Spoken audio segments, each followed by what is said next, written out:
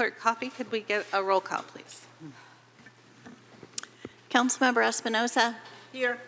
Councilmember Beer. Here. Councilmember Beckmeyer. Present. Vice Mayor Wright. Present. Mayor Bowles. Here. Thank you. So I just want to remind everyone to put a parking pass on your dashboard if you're parked in the lot here. You can find those passes on the ground floor by the stairs. And I'm going to read an initial comment that applies to all public comments in our meeting. So public meetings are a limited public forum, meaning there are rules for commenting at these meetings. Comments on non-agendized items must address matters within the subject matter jurisdiction of the city, and comments on agendized items must relate to that specific item. If comments do not fall into one of these categories, the city will provide you with an initial warning to stay within the subject matter jurisdiction of the city or on topic. If the warning is not followed, I will direct the city clerk to cut off the microphone. And throughout this warning system, I will seek the assistance of the city attorney in identifying comments not related to the agenda item or not within the subject matter jurisdiction of the city. And with that, I will read the land acknowledgement. The City of Pacifica acknowledges that we occupy the unceded ancestral homeland of the Ramaytush Ohlone peoples, who are the original inhabitants of the San Francisco Peninsula. We honor the Ramaytush Ohlone peoples for their enduring commitment to Mother Earth. As the indigenous protectors of this land, and in accordance with their traditions, the Ramaytush Ohlone have never ceded, lost, nor forgotten their responsibilities as the caretakers of this place, as well as for all peoples who reside in their traditional territory. We affirm their sovereign rights as First Peoples and wish to pay our respects to the ancestors, elders, and relatives of the Ramaytush Ohlone peoples. Councilmember Beer, would you mind leading us in the salute to the flag? I would not mind at all. I pledge allegiance to the flag Of the United States of America, and to the republic for which it stands, one nation, under God, indivisible, with liberty and justice for all. Okay. Well, we have a few proclamations and special presentations to kick off our meeting. The first is the Pacifica Open Space and Parkland Advisory Committee Preservation Award for 2026 to Russ Hartman. I want to invite Chair Arlene Patton of the committee to present the award.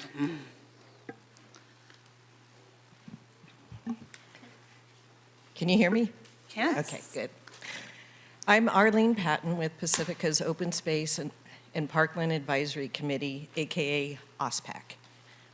We also have a number of fellow OSPAC members here. I and my fellow committee members are here to celebrate a local hero, Russ Hartman, with our Preservation Award. This is an annual award meant to recognize exceptional service for our community. It is a public process where we solicit nominations from the public as well as our own committee. This year's process was remarkable. Never before have we had one individual been nominated by 3 separate local service groups: Pacifica Land Trust, Pacific Beach Coalition, and Pacifica Garden Club. You're an extraordinary person, Russ. Without further ado, I'll read the proclamation, ask if anyone else wants to speak, and then it's Russ's turn. Whereas Russ Hartman has demonstrated an extraordinary and sustained commitment to the stewardship and restoration of Pacifica's open spaces through decades of volunteer service, and whereas Russ Hartman has been an integral part of habitat restoration efforts at Pacifica State Beach, Rockaway Beach, the Lynn Adams Trail, Pedro Point Headlands, and along the Highway 1 corridor, dedicating countless hours to removing invasive plants, including pampas grass, fennel, and thistle, helping restore and protect Pacifica's coastal ecosystems. And whereas Russ Hartman has been a long-standing volunteer with the Pacifica Land Trust, participating in habitat restoration events for over 15 years, and contributing to trail maintenance, erosion control, revegetation projects, and ongoing stewardship at the Pedro Point headlands. And whereas Russ Hartman played a key role in the construction and operation of the Pedro Point headlands native plant nursery in 2016, helping grow native plants used for restoration efforts, and later assisting in the relocating of the nursery to its current home at the Pacifica Garden Club Native Plant Nursery, where he continued to volunteer his time and knowledge.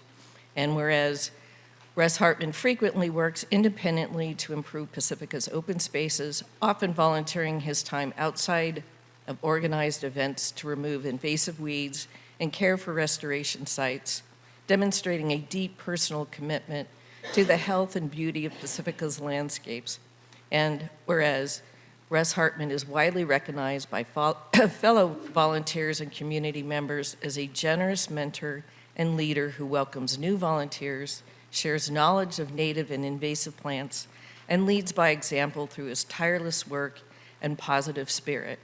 And whereas Russ Hartman has previously been recognized for his service with the Pacific Beach Coalition Unsung Hero Award in 2019, and the Jerry Flynn Award in 2025, honoring volunteers whose quiet dedication and hard work also inspire others and make lasting contributions to the community. Now, therefore, let it be proclaimed that we, the Open Space and Parkland Advisory Committee of the City of Pacifica, do hereby declare Russ Hartman to be the recipient of the 2026 Pacifica Open Space Preservation Award.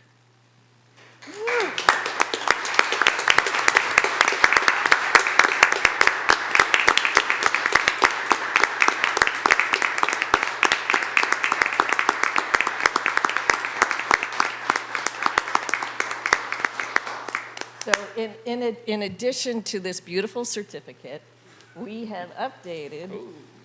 This will be in the planning and community development. But I think there's a few people who want to talk about you too.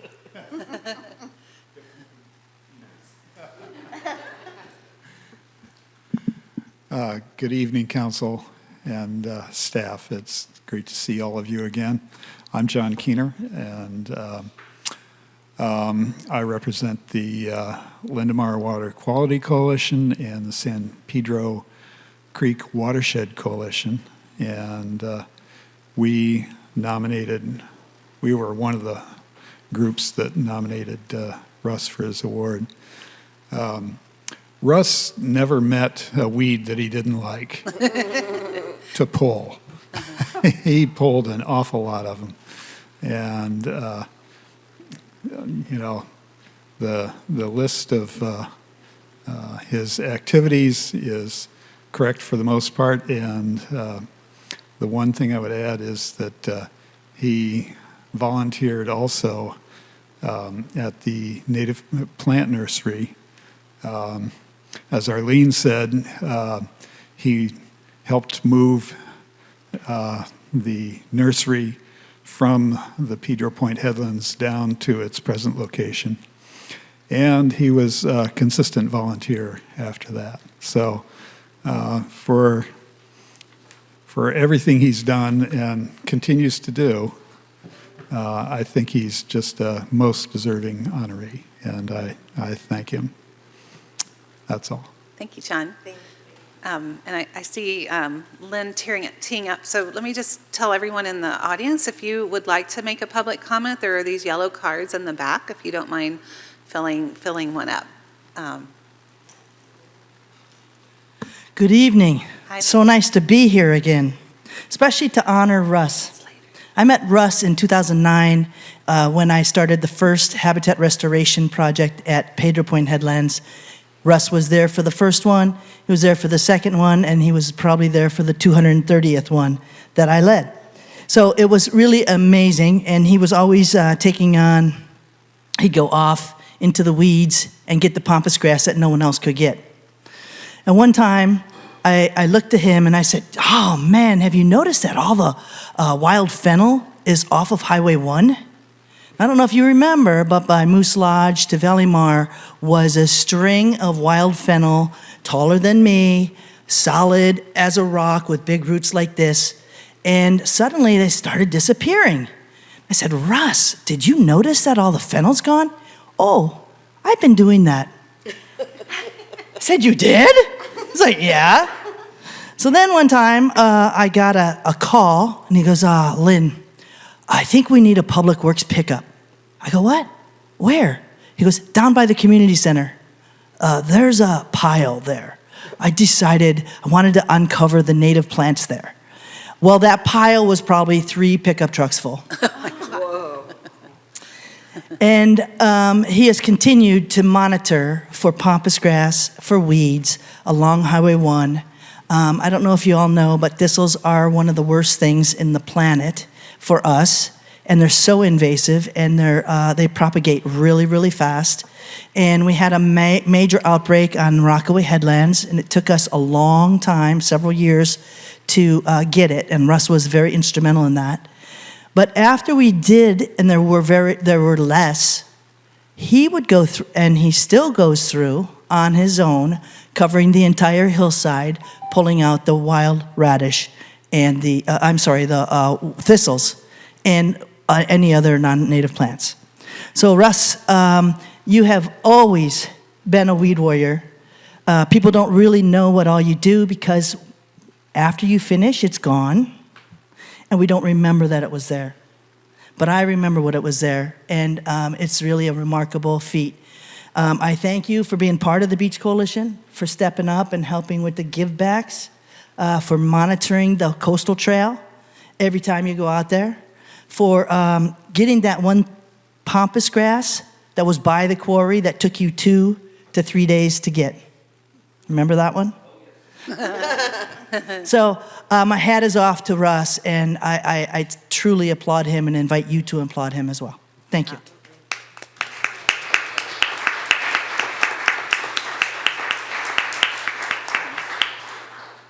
I don't have any cards. Is there anyone on the phone, Emily? Oh, someone's stepping up. Please do.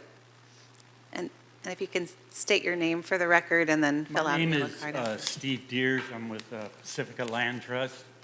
I'm a retired ranger of 39 years, and 25 years I've been able to work with volunteers, and that's the best part of my job. And so when the job opened up as a Pacific Land Trust or part-time volunteer. Could I just interrupt you to please speak in the mic so everyone can hear you I'm sorry. No, that's okay. Anyway, when a part-time job opened up with the Pacific Land Trust as a volunteer coordinator, I was excited about it. So I had the opportunity to meet Russ, who's been volunteering at Pedro Point for 15 years, which is pretty amazing. 17?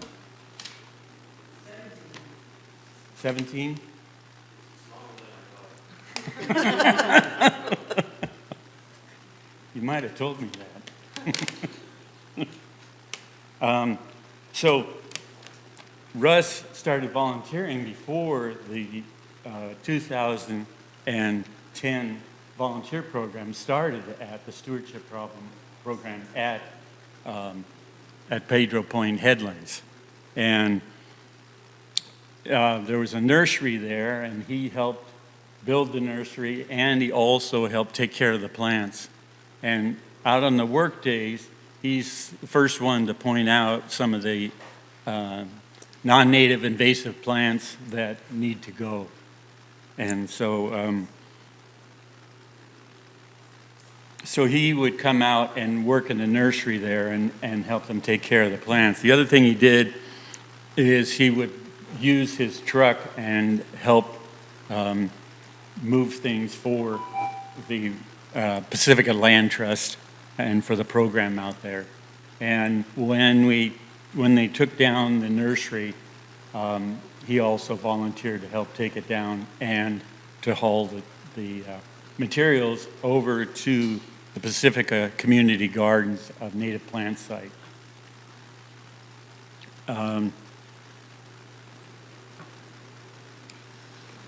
So Russ also comes out on his own to remove non-native invasive plants. And I understand that he can be seen from Highway 1 doing the same thing in other locations. That's how dedicated he is. He shared a lot of information about native plants with me and some of the history of Pedro Point headlands, which I'm grateful for. Thank During- you, Steve. I'm sorry, if you can wrap it up, because your Okay. time is up. Yeah. So, anyway, my wife can always tell when I've spent a day with volunteers because I come home very happy. So I'm glad to be able to work with the Pacifica Land Trust volunteers and people like Russ who dedicate their time to do stewardship work out at Pedro Point headlands. Thank you so much. Yeah. Do we have any, wait, okay, we don't, so. I'm going to close public comment and bring it back to council, and then we'll invite Russ up if he wants to say a few words too. Want to go ahead, Mary? Yeah, sure, absolutely. Hi, Russ. I'm never going to look at that stretch of road between Fairway and Valleymar the same again. Thank you so much for all the work that you've done. And I really want to thank OSPAC, too, for making sure that folks like you, Russ, are awarded and celebrated in our community. I think is really, really important. And thank you to all the orgs that put in your name. Sounds like you're a pretty popular guy. So it would be a great opportunity for me to actually get to know you, because I don't think I've had the opportunity. So maybe someday we can have coffee. Congratulations. Well, I'd like to start by saying that Pacifica is very fortunate in the number of people that we had who were here long before I was doing these kind of activities, volunteering for our community. You helped build a fabric of a community. You were one of the beginners in doing that, and it's contagious. And I think that's a large part of what makes Pacifica such a special place, and I want to just thank you from the bottom of my heart for being part of that. Thank you.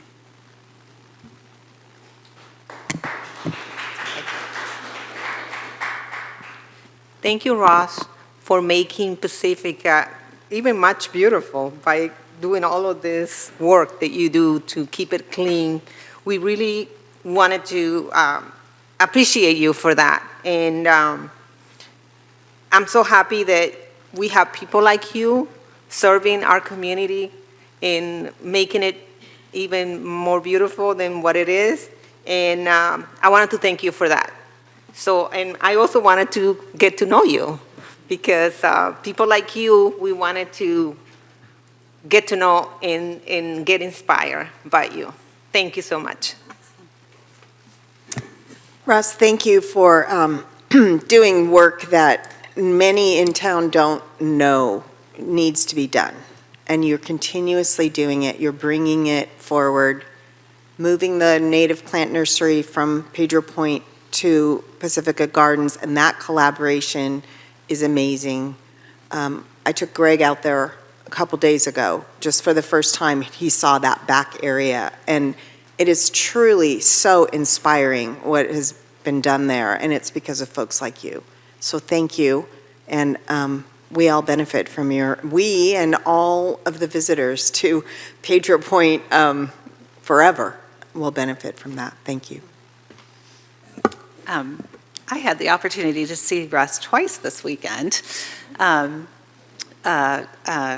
Saturday at the Muchiate celebration and talking circle, being Earth Day month and week, we were talking about what our connections are to the planet and what we love about the Earth, and how it motivates our work. And Russ's comment was that he just loves to weed. It's not like a chore. It's something he really, truly loves.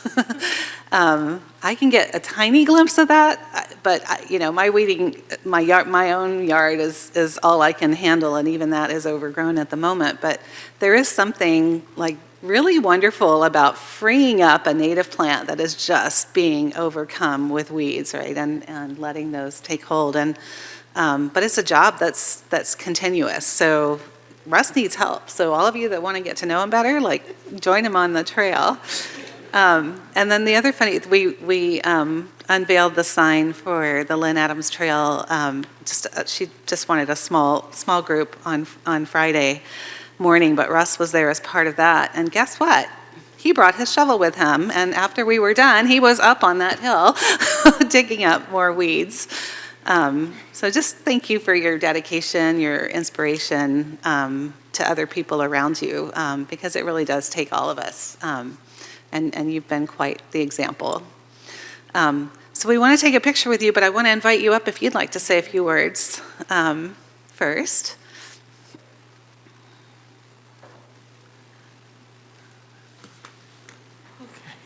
Well, thank you all. Thank you especially to those who nominated me. Thank you to the Open Space Committee, which until I got this nomination, I didn't even know existed. I'm embarrassed to say. I think John said it best, I've never met a weed I liked. I truly do enjoy going out. It's therapy for me. I always tell people I'm not religious, but I find religion out in nature.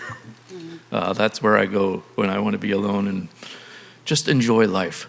I do work a lot by myself, but what I do is not all my efforts. There are, as one of you said, there are lots and lots of volunteers in Pacifica who do the same thing. And I guess we're all crazy weed nerds of some sort or another, but it's wonderful to pull out the non-natives and find natives underneath struggling to survive. And if they get sunshine and more moisture that's being sucked up by the non-natives, they will thrive and they will reproduce eventually. And that's my goal, is to get more of the natives out there, because if we lose the natives, we lose the butterflies, the insects, the bees, the larger animals that use them for food and homes and things like that. So it's all to make the better world. So I thank you all again.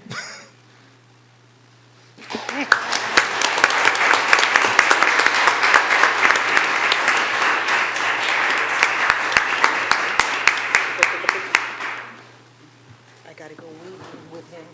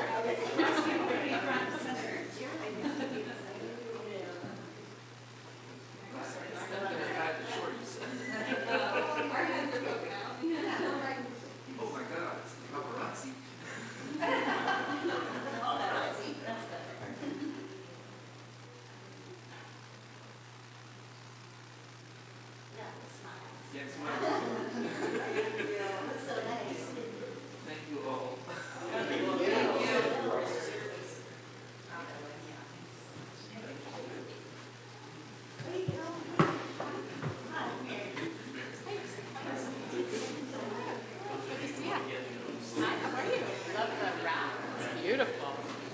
Very elegant.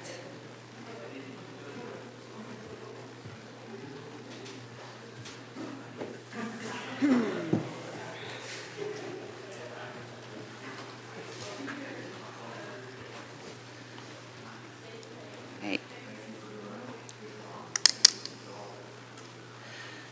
So our next item is a proclamation for Mental Health Month. And I'm not sure if we have Frankie and Giano here with us. Oh, fabulous. So I'll read the proclamation, and then we'll have you give us some comments. Okay, so proclamation of the City of Pacifica in recognition of Mental Health Month, May 2026. Whereas in 2023, 13% of San Mateo County adults reported poor mental health for 14 or more days in the past month, and 42% have sought professional help for their mental health. In 2023 to 2025, San Mateo County youth, grades 7, 9, and 11, reported social emotional distress at the rates of 23%, 24%, and 25% respectively. And chronic sadness/hopelessness, 25%, 27%, and 26% in the past 12 months. And whereas while behavioral health conditions are common across all types of demographics, certain communities face inequitable access to services, including people of color, immigrants, LGBTQ+ community, individuals with disabilities, veterans, youth, and older adults. And whereas on December 9th, 2025, the San Mateo County Board of Supervisors unanimously adopted Resolution Number 081556, affirming the county's commitment to the well-being of current and future generations, making San Mateo County the first jurisdiction in the United States to do so. Whereas that resolution recognized that with more than a quarter of San Mateo County residents being under the age of 24, and that most mental health challenges began before the age of 25, mental health is not only a present-day concern, but a generational responsibility for future generations, treating mental health as a foundational public good, not merely a clinical concern. And whereas the San Mateo County Behavioral Health and Recovery Services Office of Diversity and Equity, the Felton Institute Peninsula Suicide Prevention, Mayor's Mental Health Initiative, and other partners are collectively organizing activities that San Mateo County community members can participate in throughout the month, including free in-person and virtual events, advocacy days, and social media campaigns. And whereas the 2026 theme is Mental Health is Ours, emphasizing community, collective action, and holistic support, with ongoing updates posted at www.smchealth.org/MHM for Mental Health Month. Whereas the City of Pacifica City Council wishes to increase the public's knowledge of signs and symptoms of mental health and substance abuse conditions, professional and self-help resources, and self-care practices. Now therefore I, Christine Bowles, on behalf of the City Council of the City of Pacifica and all its citizens, do hereby recognize May 2026 as Mental Health Month in the City of Pacifica to enhance public awareness of mental health, to help end the stigma, direct members of the community to resources and support for mental health and substance use conditions, and honor the county's historic commitment to the well-being of current and future generations that we create together. Thank you. Thank you for being with us, Frankie. Thank you. Yeah, so good evening, Honorable Mayor, council members, city manager, staff, and residents of Pacifica. I'm Frankie Anguiano, and my pronouns are she, her. I am here representing Peninsula Suicide Prevention with Felton Institute. Peninsula Suicide Prevention is committed to the goals of promoting wellness and recovery, enhancing public awareness and knowledge of mental health and substance use conditions, and eliminating stigma. Thank you to the City of Pacifica for proclaiming 2026 as Mental Health Month.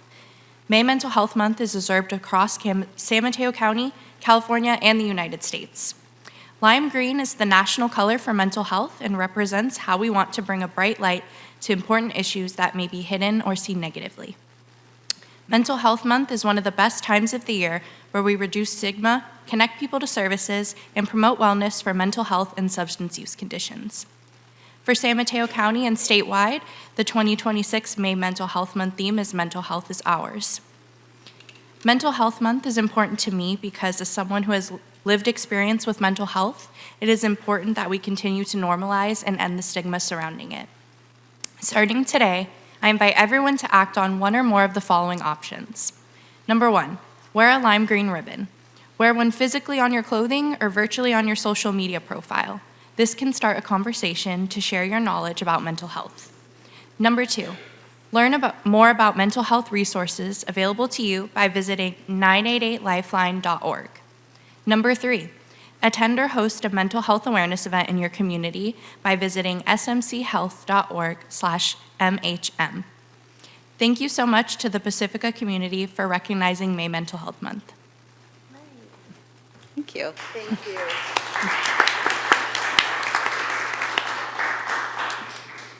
Council members, would you like to comment? Hi, Frankie, it's so good to see you again. Thank you so much for coming out to our youth event and speaking with all the folks there. It's really, really important to have people like you out there talking to our young people, so thank you so much. I want y'all to think about what 25% of this room looks like, right? So if you look around, 25% of our young people are chronically sad. 25% or more have considered suicide. It's a very important thing to talk about and to not be afraid to talk about it. And so one thing that I have the opportunity to do and the blessing to do is to be around young people who are always talking about mental health and they're not afraid to. And they're looking to, what kind of strategies they can use. I've never seen more fidget toys on tables in my entire life. And then I realized we were making our own fidget toys when we were little, sticking things in erasers and just anything that we could get our hands on to settle ourselves. And so I love it that that's so normalized because it helps our young people get through the day. And sometimes that's all we can do is just get through the day. But if we're doing it together and we're talking about these things, then we can make it through and we can feel loved and supported along the way. I think it's super important. So thank you for everything you do.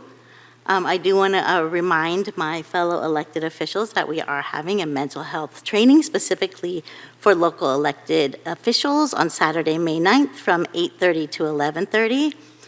I'm particularly passionate about this topic because of what I have experienced serving in this seat. And so it's an honor for me to bring folks together.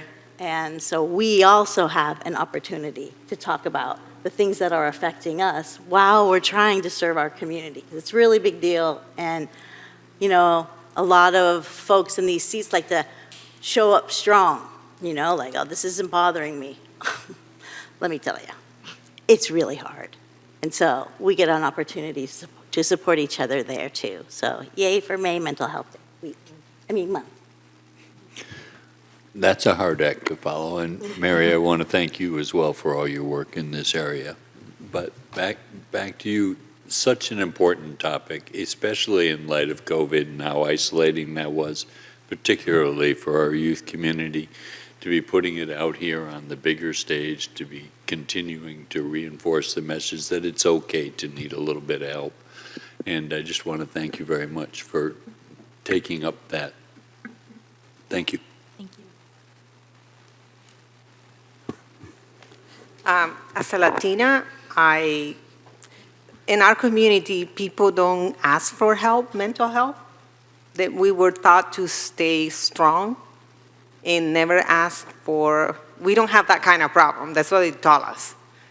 So, I know this is true for many immigrants, that they don't go and ask for help. They just suck it in and don't ask for help. And I wanted to tell these people that there is help. Mental health is help. So, and it's healthy to ask. And thank you for the presentation. Thanks for the work you do. I had the great benefit to learn more about 988 and get an update on 988 and how well it's doing. This is the suicide prevention line. It's available 24/7, 365, multiple languages, and I have a little pack of cards that I was given that I will be gracing all the public spaces that I visit, including the library where I work every day. So thank you for that. And thanks for the ongoing work. This is really important. We've had this mental health focus for several years now, and I think it's really good that we're doing it again. So thank you. Yeah, thank you again for being here today. Thank you, Mary, for all your leadership on these issues. Yeah, mental health is as important as physical health. We all go to the doctor, or we try to, we should, once a year, right? And mental health really should be no different. You know, in terms of the stigma, like Mary was saying, people think that we're just perfect up here, right? We've got it all together. Well, I'm seeing a therapist, so there is no stigma. I just want to encourage people to get the help. I mean, there are always difficult times in our lives, and you know, that you shouldn't be shy to reach out and find someone to talk with. And yeah, if you have some phone numbers or emergency numbers to share, I don't know if you have that at your fingertips, or if Mary might know some. Yeah, I would say 988 is definitely the go-to. Like was mentioned, it's 24/7, free, available to everybody, all languages. So if you ever just need someone to talk to, there's chat, text, and over the phone. So whatever modality you're most comfortable with, it's there. All our counselors are trained to support for anything. You don't have to be suicidal or having, you know, what you may think isn't a big crisis. Anything can be a reason to call. So please reach out. We also have follow-ups too. So if you need some ongoing support, we can give you a call as well and follow up with you to see how you're doing. Great. Thank you so much, Frankie. Thank you for being here today. Yeah, and I'll follow up with that there are amazing agencies right here in North San Mateo County and all over the coast side to help, right? We have Youth Point Health that sees young people ages 5 to 25 and their families, Asian American Recovery Services, the Daly City Partnership, El Centro. There's so many different agencies right here, so don't be afraid to reach out. Great. Thank you. It doesn't say that I should I give her the proclamation? Oh, sorry, Frankie, I should give you the proclamation. You want a picture? Do you want a photo? Do you want a picture? You can share with your social media. Social media.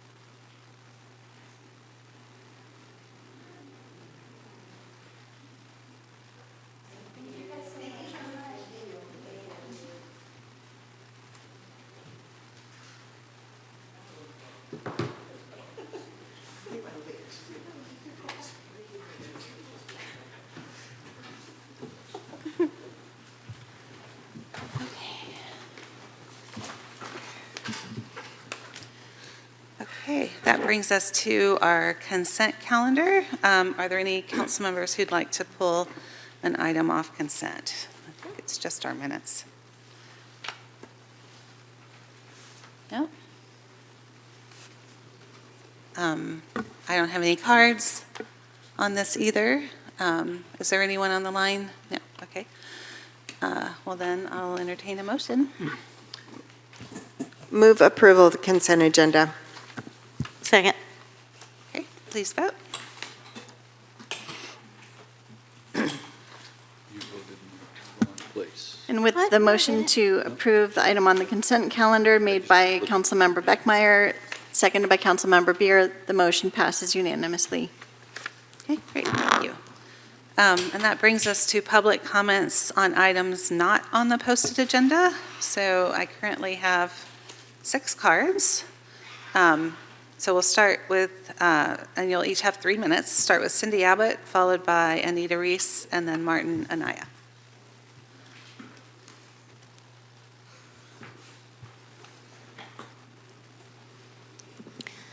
Good evening, everyone. Cindy Abbott, Executive Director at Sanchez Arts Center. And I wanted to let you know about 2 full weekends that we have come up of exciting events at the Arts Center. We're currently showing the 2026 Left Coast Annual Juried Exhibition and the 2025 LCA award shows in the galleries.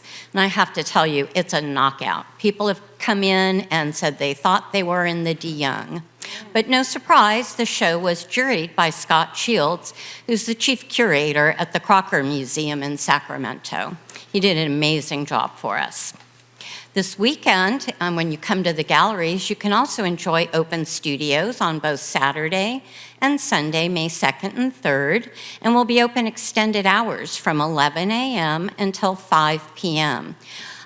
We're taking part in Silicon Valley Open Studios, if you see the signs and the catalogs around town. And we're the largest coastside venue here in North San Mateo County. And we have over 30 artists who will be sharing about their art practice and their work at the Sanchez Art Center. And the following weekend, we're going to close out the Left Coast Annual with our spring fundraiser, Art by Nature by Art. We're going to have a ticketed event on Friday, May 8th. It'll be in the evening from 6:30 to 8:30. Tickets are available now on Eventbrite.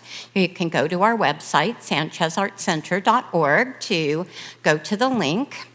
And it's a wonderful event that we started several years ago with our friends at Shell Dance Orchid Garden here in Pacifica. And Nancy Davis pulls together a lot of the floral designers that they know, and they take inspiration from the artworks in the Left Coast Annual, and they create natural floral pieces that pair with them. And we've got those arranged in the galleries. It's really beautiful. On the Friday night ticketed event, we'll have floral mocktails, appetizers, live music, a beautiful evening. The following 2 days, on Saturday and Sunday, will be one of the very rare times that we charge for admission. You get to also see the florals and all of the artwork in the show. It's only $10 at the door, and all of the proceeds go to supporting our exhibition program, where we bring 17 free and, might I say, outstanding exhibitions to the community annually. So hope to see you all. Again, open studios this weekend, May 2nd and 3rd. The following weekend, Art by Nature by Art. Thanks. Thank you, Cindy. Okay. I'm sorry. It's hard not to clap, but I'm going to ask you to just raise your hands if you agree, so that it's not quite as disruptive as we move our meeting along. Thank you. Thank you, Anita. Go ahead. Sorry. Hello, Anita Reese with the Pacifica Resource Center. I just wanted to stop by and give some updates on some of the things that we've been doing.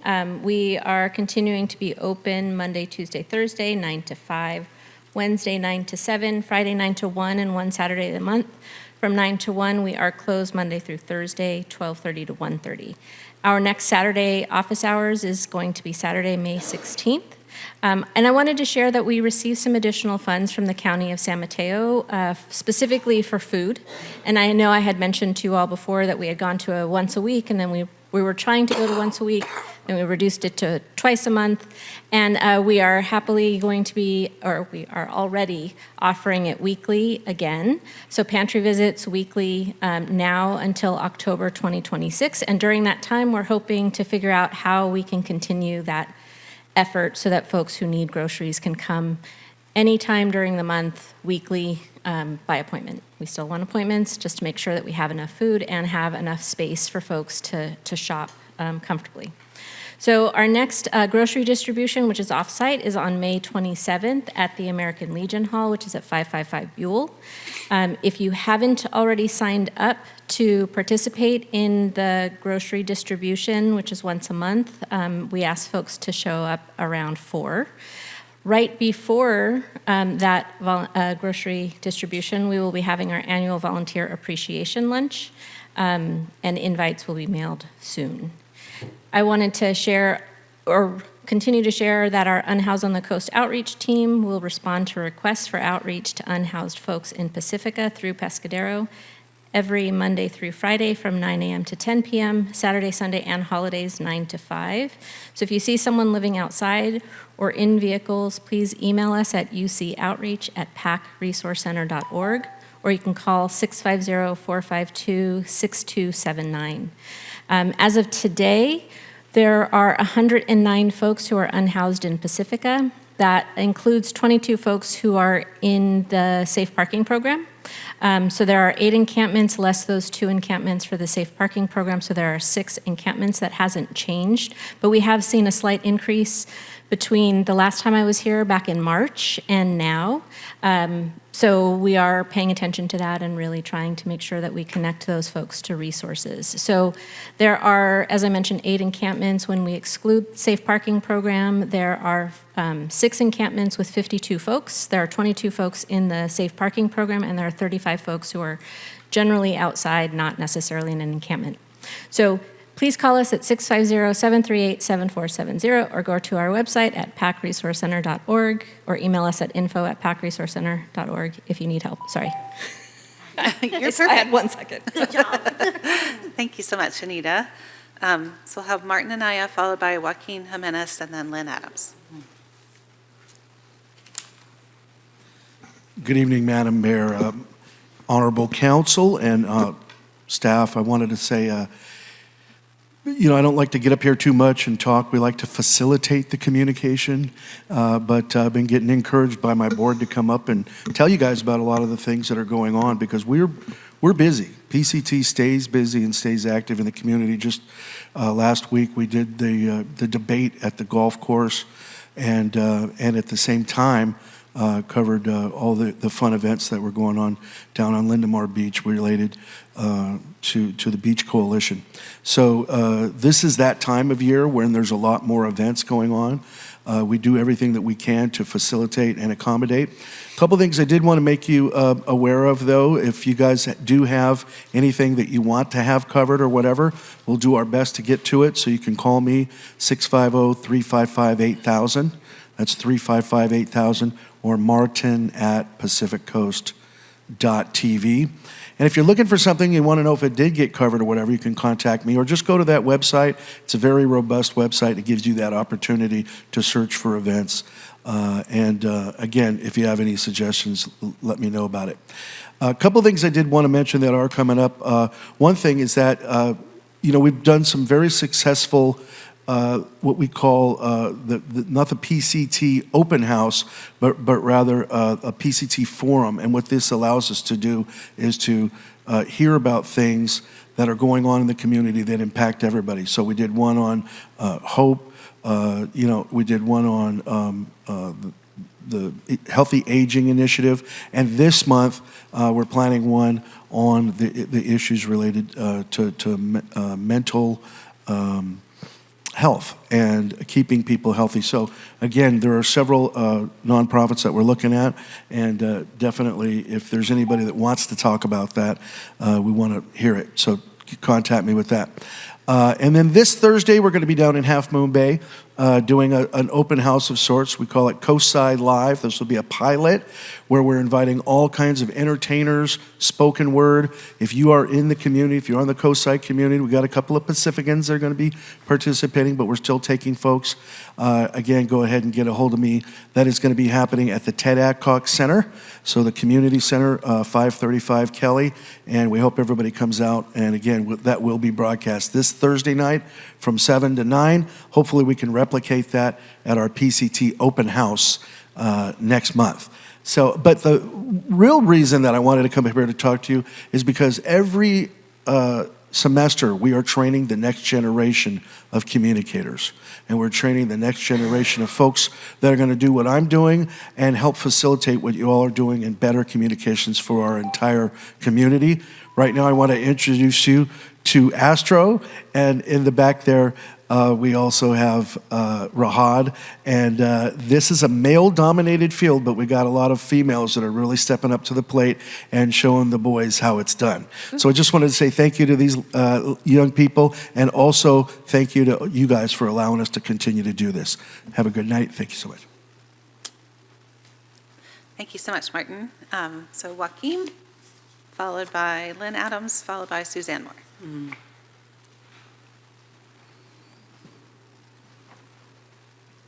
Hi there. Good evening, Honorable Mayor, council members, city staff, members of the public. My name is Joaquin Jimenez, Joaquin Murrieta in social media, and I am running for San Mateo County Supervisor, District 3. Today, I know I was lucky to listen to the presentation about mental health, and I'm going to concur with Councilmember Espinosa. It is true, among the Latino community, it is taboo to talk about therapy and mental health. During the pandemic, there was a study done with migrant farm workers. 98% of the farm workers were dealing with depression, anxiety. There was also a high percentage of farm workers, thinking about suicide. It's something that we don't address often. It is difficult for community, Latino community, to come forward and ask for support, for mental health support, for therapy.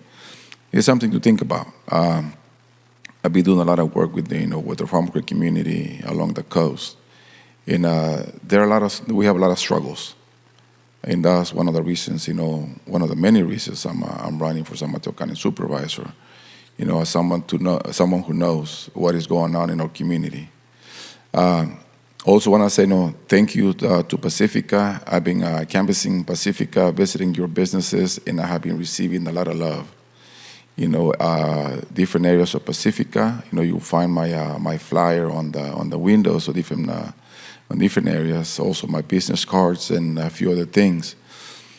One of the things I've been talking about is about vocational training. I know about the youth. In Half Moon Bay, I heard that it's only a 10% of high school graduates want to attend a 4-year college. That's very low. Vocational training is becoming an alternative, to a 4-year college, and that's one of the things I am proposing. Bringing vocational trainings to our communities, to Pacifica, to the coast, something that has not been around. Before I go out, I want you to please do a research. Pescadero High School and elementary and middle school, they haven't had drinking water since 1993. And that, is something that I'm sharing with the community, and a lot of people don't know. That to me, that is a crime. That is neglect. Please do a research, do a fact check, check with the residents of the South Coast about the county and the county official, participation in the city, in the community about promises that have not been, actually followed up with. It is very important for you to do your research, about the candidates, and make your decision. Joaquin Jimenez, running for San Mateo County Supervisor, thank you very much, and I'll see you next time. Thank you. Thank you. Thank you, Joaquin. So Lynn, followed by Suzanne, and then Jessica Shepard is my last card. Good afternoon again. Hello. I just wanted to come and say thank you to the city of Pacifica, to Public Works for the beautiful, beautiful sign, to the Beach Coalition, to the leaders and the volunteers who helped make that trail so special, and who have been beautifying Pacifica for a long time. And I just want to say that it's probably the most beautiful sign I've ever seen, with the blue background with silver going through it. It's different, and it's really gorgeous. So I also want to say thank you to the Public Works for all that they did and do to drop off wood chips and take away weeds and support us in so many ways, and take away our garbage and put out cans and monitor the cans. So thank you to that.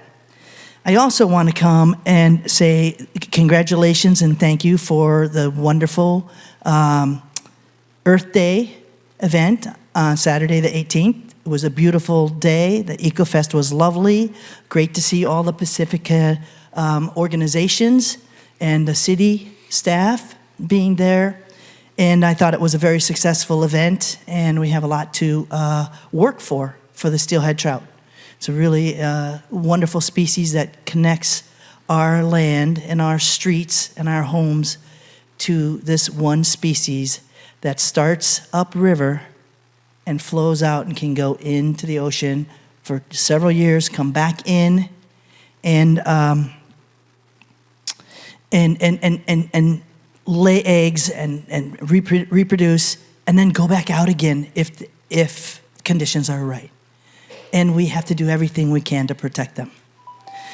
I also want to say that the Beach Coalition has a new program. It's been around a little bit, but it's called the Butt Busters. Okay, and the Butt Busters is an opportunity for all of us and any one of us to pick up filters anytime, anywhere, in a container like this or a yogurt container or whatever. Pick up your cigarette butts and count them. Cigarette butts are the #1 piece of litter put down on the ground, and then people see the cigarette butt and they add litter to it. So if we can reduce the amount of cigarette butts, we might reduce the amount of litter. And I think we can all do our part wherever we go. My 2-minute, 3-minute walk just netted 17 cigarette butts. And in this Butt Buster program, you log them, how many you got and where you were. And then we get a documentation of this, and we know that you're out there, and we can connect all of us and connect our data. So thank you very much. And I invite you to be a butt buster. Thank you. Thank you, Lynn. Suzanne and then Jessica.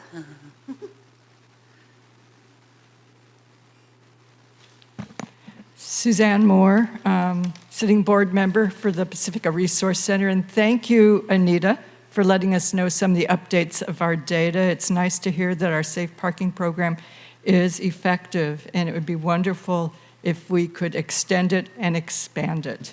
But I'm actually here to talk about May, and that it's time to celebrate parents and those we love who make up our families and give so much to our community.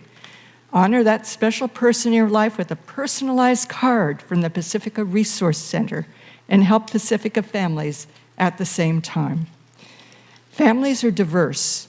For some, these holidays bring a grief of past losses. Some of us are non-parents by choice or fate and may have shared love and knowledge with our extended family or the greater community family. Whatever family means to us, the holidays are times to pause and an opportunity to thank those close to us for making our lives perhaps a little easier and more meaningful. The Pacifica Resource Center helps families and Pacificans with groceries, housing support, and other critical services. For a gift of $50, we will send a personalized card in May and June to your mom, dad, or any special person you choose. Artwork is lovingly created by Pacifica artist Cristina Ayala, and time is running out for our May deliveries. To ensure delivery of your card by May 25th, please make your gift by this coming Thursday, April 30th. To ensure delivery of your card by June 21st, please make your gift by Thursday, June the 11th. Purchase your personalized cards today through the PRC website or call 650-738-7470 or visit the PRC office in person at 1809 Palmetto Avenue, and I'm sure they would love to see you. Thank you. Thank you so much, Suzanne. Jessica.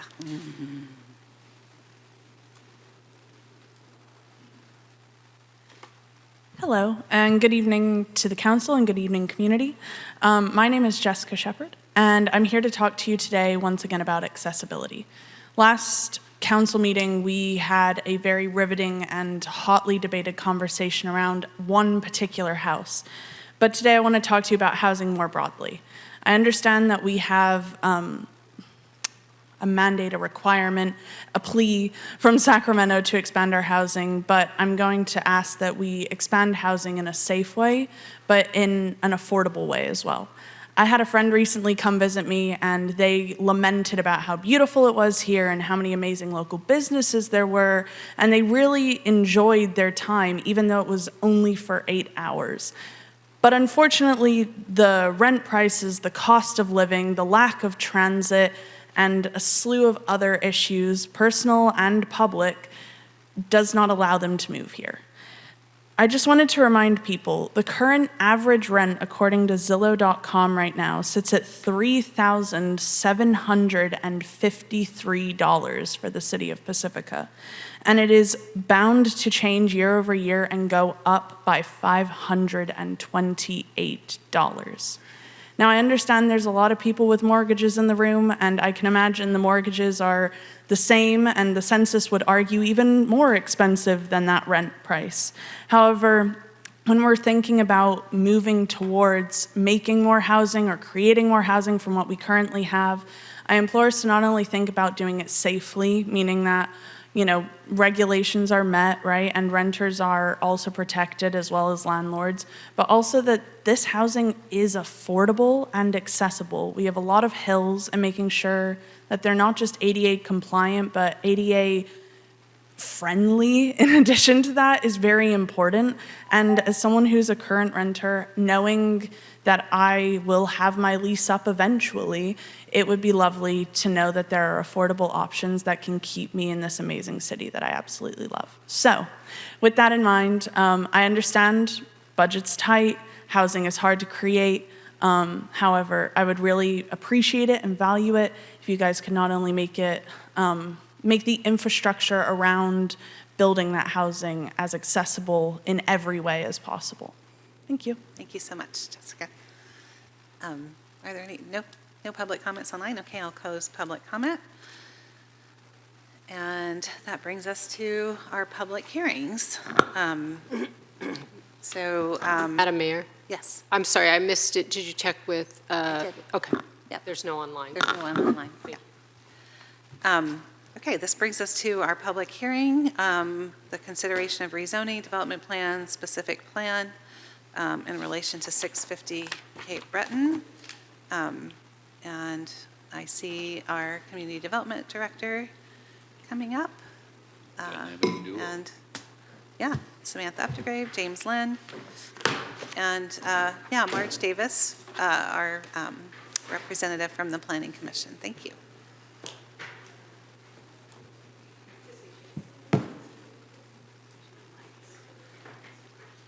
Oh. Yeah. Are we going to let them talk? There's What no happened mic to the set up. microphones? There's one behind Samantha's monitor. There's two. Behind the screen right there. I just want to be the only one talking. Mary's on it. Got her A game tonight. Close it up. It's all those years and months and days. Thank you, Denise. I appreciate that very much. Much better. Thank you.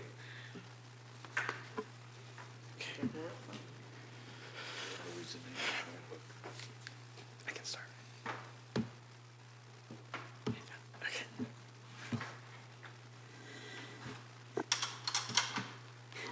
Thank you so much, Mayor Bowles. We're all ready to go. I'm Samantha Updegrave, Community Development Director, and James Lynn will be presenting tonight on behalf of staff.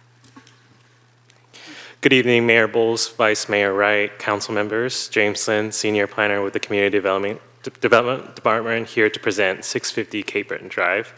Also joined by Samantha Updegrave, Community Development Director, Denise Bazzano, Assistant City Attorney, and Commissioner Davis as the Planning Commission liaison this evening.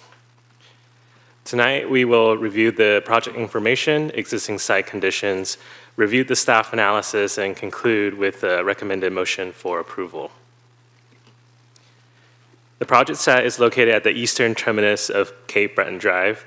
The general plan designation is open space, agricultural, and residential, and it is a split zone of single-family residential in the Hillside Preservation District overlay and commercial recreation also in the HPD overlay. The proposed project is an application for planning entitlements to allow owners to obtain a retroactive grading permit for the illegal grading that had occurred on the site. Approximately 100 to 300 cubic yards of sand and soil from the existing covered arena to the perimeter of the covered arena without a grading permit. As a result of the city-issued declaration of public nuisance and intent to abate order, The hearing officer had directed the property owner install erosion control measures to contain the soil piles to the satisfaction of the building official, limit the use of the covered arena to its occupancy classification, and refrain from any additional grading or removal of sand and soil from the property, and obtain a grading permit for the illegal grading. Prior to the November 17, 2025 hearing, staff from the city's Engineering and Planning Division conducted a site visit to inspect the property and confirmed that the installed erosion control measures were properly in place and functioning as intended.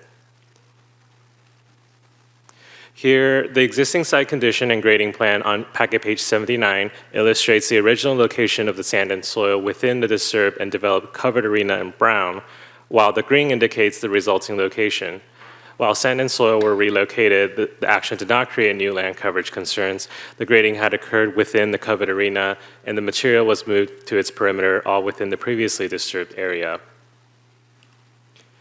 At the council meeting on February 23, 2026, during the city council deliberation, council gave direction to city staff to research and analyze the definition of development to determine if the retroactive grading permit to correct the illegal grading is the type of development intended to be encompassed within and subject to all of the regulatory standards in the Planned Development and Hillside Preservation District Overlay Articles of the Pacifica Municipal Code.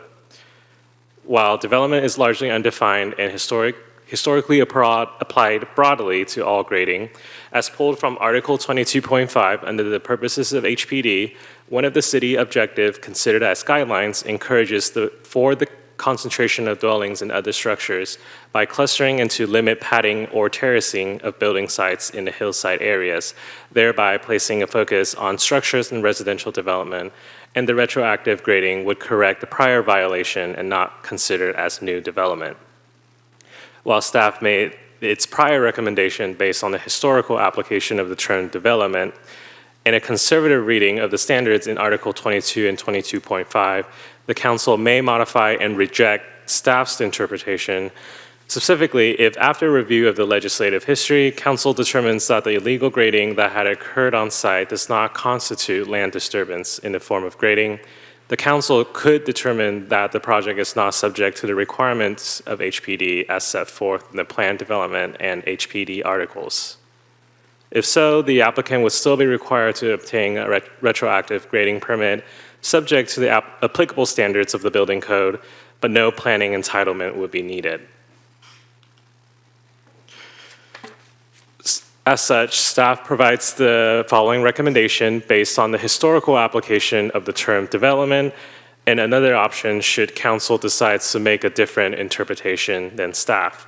1, adopt a resolution determining that the grading that occurred on 650 Cape Breton Drive in an already developed area that was subject to the notice of violation is not development subject to the requirements of HPD or PD zone. Or 2, introduce the ordinance entitled An Ordinance of the City Council of the City of Pacifica approving rezoning development plan and to establish a planned development zoning district with development plan and adopt the resolution to approve the specific plan.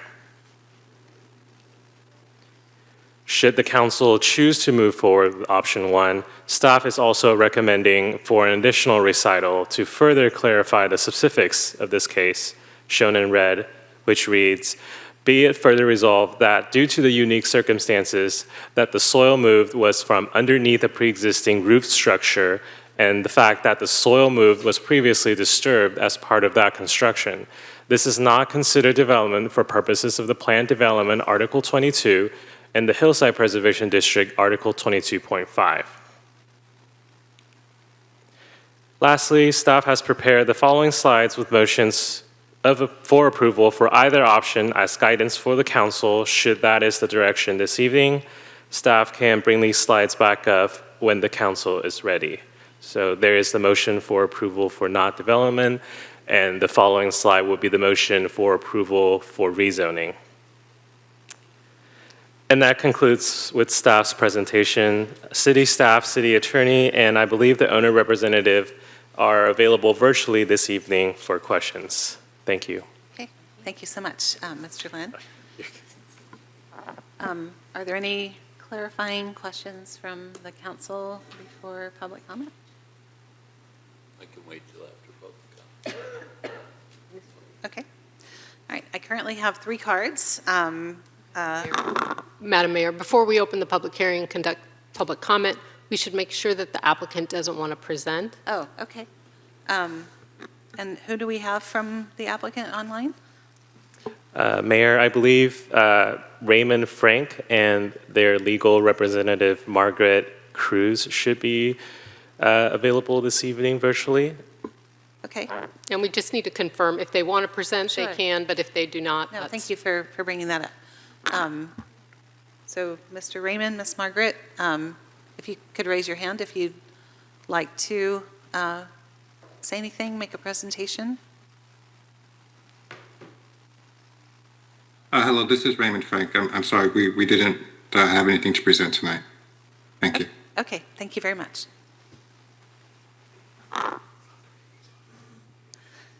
And we can always ask them questions later. Yes. Right. Mayor, could I ask a clarifying question? Yes, absolutely. City Attorney, will they still have 3 minutes to rebut anything that's heard in public comment, even though they didn't do a presentation? Right, I think in an abundance of caution, we should offer that to them. Thank you. Okay. So after public comment is when we Yeah, would if do they that. want to Okay. respond. Okay, so I have 3 cards. Again, if anybody else would like to speak to this item, there are yellow cards in the back. So I have Lori Yap, followed by Lisa Funkhauser, and then Cliff Lawrence.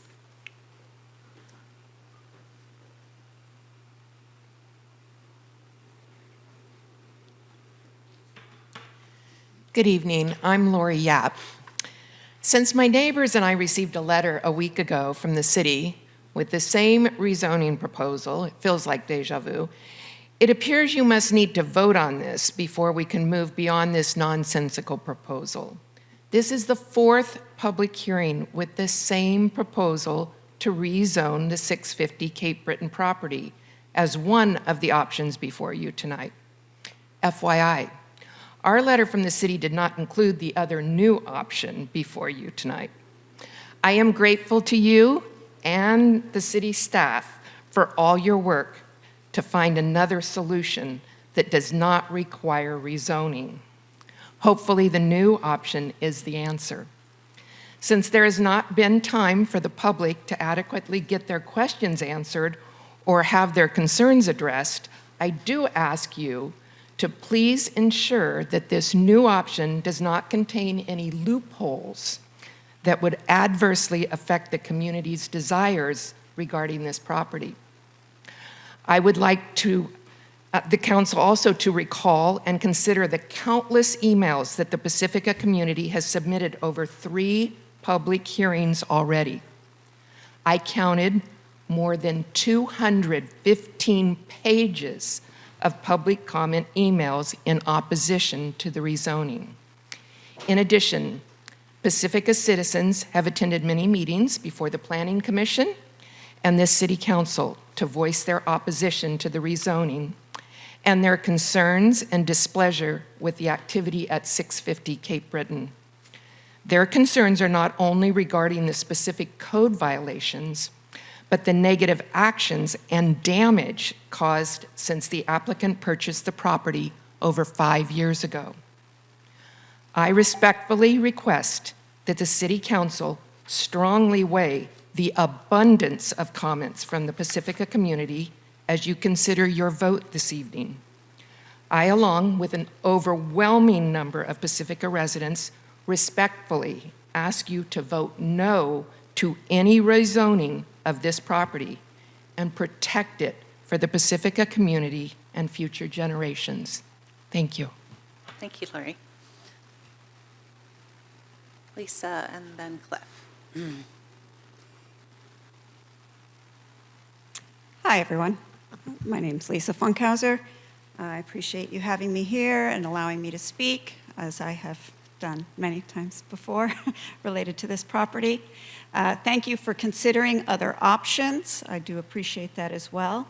I am very concerned about the lack of notice on these options, that we did not know what was coming before City Council tonight is a little disturbing. And even the language of these options is not that clear. And in fact, during the presentation, there was a little bit more to how the resolution would be worded that we do not see even in the agenda packet. So there hasn't been an opportunity to truly consider what is being proposed. I can say categorically that I oppose option 2, which would be the rezoning. This property should not be rezoned, and INC should not be rewarded for their illegal activities on the property. As for option 1, it does appear to be a better option, but I am concerned about any unintended consequences. Particularly, if we call this grading not development, subject to the requirements of the code, what other actions might the owners of this property or any other properties in Pacifica take that would not be considered development subject to the code? So is this option very specific to this property?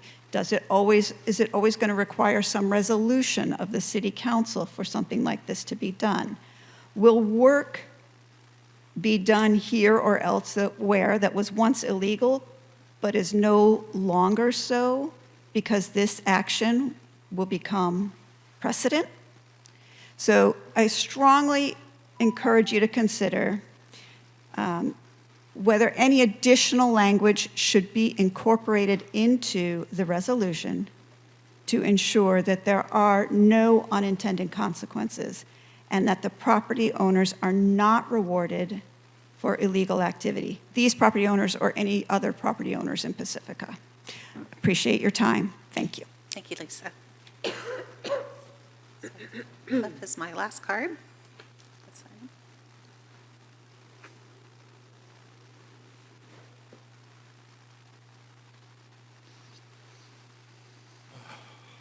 Good evening, City Council, Mayor, thank you. I'm kind of surprised the number of times we've come to speak on this issue that's been with us for so long. The Planning Commission wrestled with this, and clearly they wanted a non-rezoning resolution. The City Council struggled with this and asked for a non-rezoning solution. But the previous speakers do have a point that this is being presented tonight without a lot of notice and question of whether or not the entirety's been revealed to us. We hope that this does result in what was the community's preference, and I believe the Planning Commission's preference, and maybe the City Council will find out tonight, I hope. This should, if it does what we want, should clear any question of cloud on the title and allow this owner to turn this over to somebody else and give it a different opportunity. So with that, I do ask that you pass the first option and not the rezoning option. Thank you. Thank you, Cliff. And we don't have anyone online with their raised hands. Okay. With that, I'll close public comment and bring it back to council. Madam Mayor. Oh, wait, so. We were going to check with the applicant. Yeah, so thank you for the reminder, Denise. So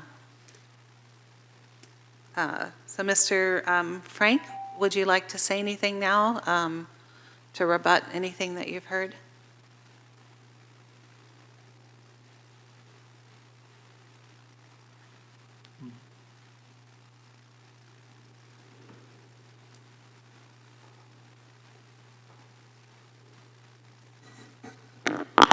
Mr. Frankie, you're currently unmuted. You may speak. No, we don't have anything to rebut. No comments. Thank you. Okay, thank you. Okay, and with that, I'll close the public hearing. Thank you. Okay, so I heard a lot of questions about unintended consequences. Maybe City Attorney, if you don't mind speaking to that a little bit, if by allowing, so just to confirm, that the grading work that was done was still illegal, right? Nothing that we're doing today counteracts that. There was a notice of violation filed. Correct. It was work that should not have happened. Correct. So if the council chooses option 1, the applicant will still need to get a grading permit pursuant to the city's building code, and will need to have that grading conducted pursuant to the grading permit requirements. Okay. And do you see any loopholes in what we are approving today that would allow them to do grading elsewhere or, other work without permits? Well, the decision by the council today would be specific to correcting the illegal grading that occurred on the property, and we tried to include language in the proposed resolution that would be pretty specific to the issue at hand. And we also included language that was on the slide about the determination that the council could make would be specific to this project, and the city council reserves its right to analyze future projects located within the HPD based on the specific facts and determinations relative to each project. So to answer your question, I think that this language helps preserve the council's and the city's authority to enforce the Article 22 and Article 22.5 in the future going forward. Okay, thank you. And to the question about the notice to the public, was there any requirement to explain further in the mailed notice what the options were that were coming before us? Right, so for the option number 1, there's no legal requirement that it be included in the notice. The notice requirements are specific to option 2, but I think Director Updegrave is going to elaborate more on that. Thank you. We're still considering the application, so the actual project, so that was the content of the notice. So we were legally required to still include the project description for the application that's under review. And the option 1 that has been presented to us, if that was the only thing on the table, that wouldn't have required notice because it was not a planning-related decision? I think the only reason why that option is here is because we have a planning application. Otherwise, that might not be coming.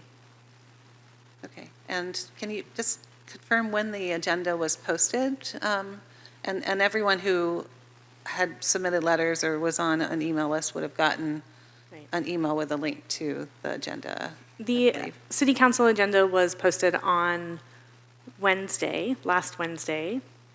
The date is escaping me. Was it 22nd. April 22nd. April 22nd, which is our standard practice. Okay, and do you also send emails to interested parties who have been involved? Maybe that's something the clerk can answer, if there's a group for the interested persons for 650 Cape Breton. The agenda, when posted, was sent to the regular City Council agenda email distribution list at that time. There's not a specific list that it was sent regarding this issue, specifically Cape Breton.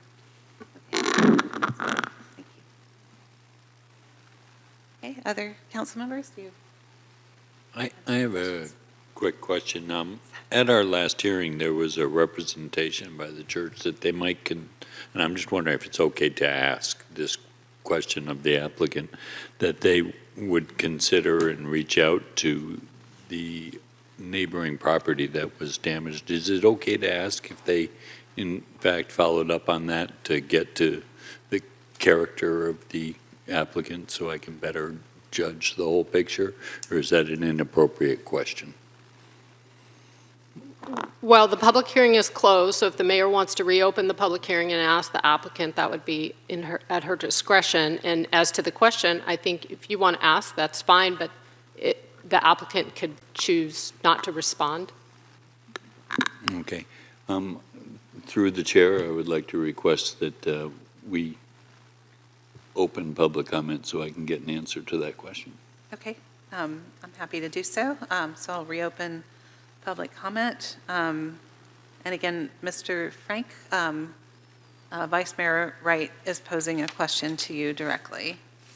And why don't you repeat And I'm your happy to rephrase if he didn't hear the Yeah, why don't you question. go ahead and repeat it, just in case he wasn't paying attention. During our last hearing, there was a representation made that he would consider reaching out to a neighbor who had been damaged through some drainage, through some actions of theirs, and I was wondering if he had a chance to follow through on that.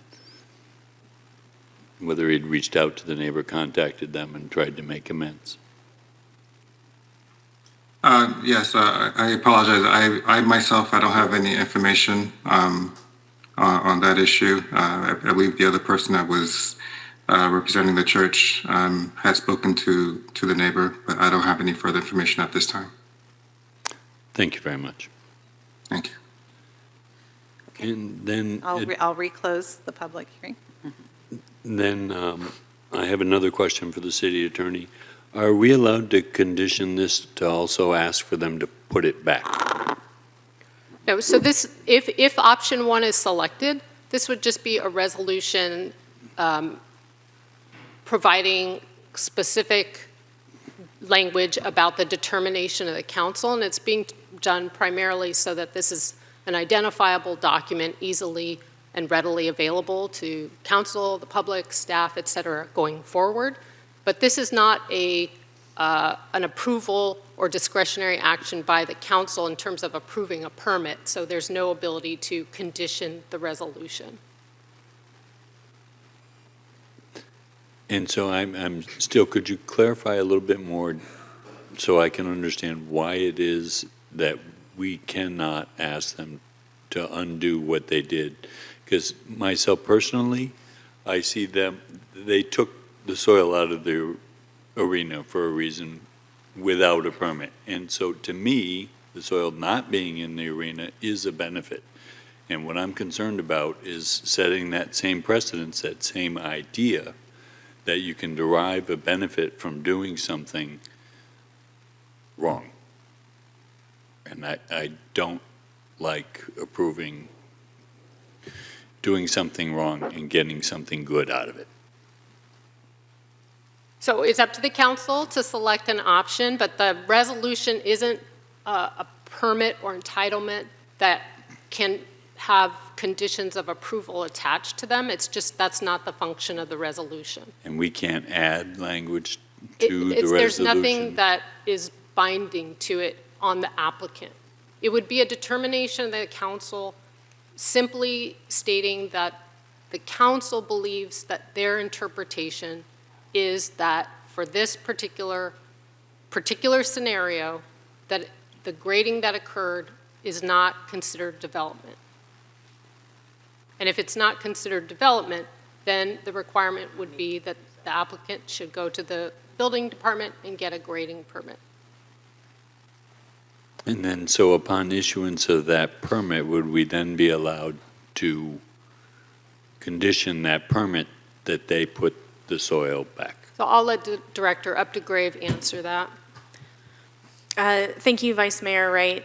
Building permits are not discretionary, and we have no conditioning authority over a building permit absent a discretionary approval. And if they were appealed, would there then be an opportunity? No, so their building permits are ministerial, and a grading permit would be under that sort of umbrella of ministerial approvals, and it's not appealable. It's not a permit that's appealable like a use permit, but an appeal could be made to the Building Board of Appeals, which I believe is a different body. But those appeals are specific to if there is a disagreement with the interpretation of the building official, rather than an issue with the issuance of the permit itself. Don't like the answer, but I accept the answer.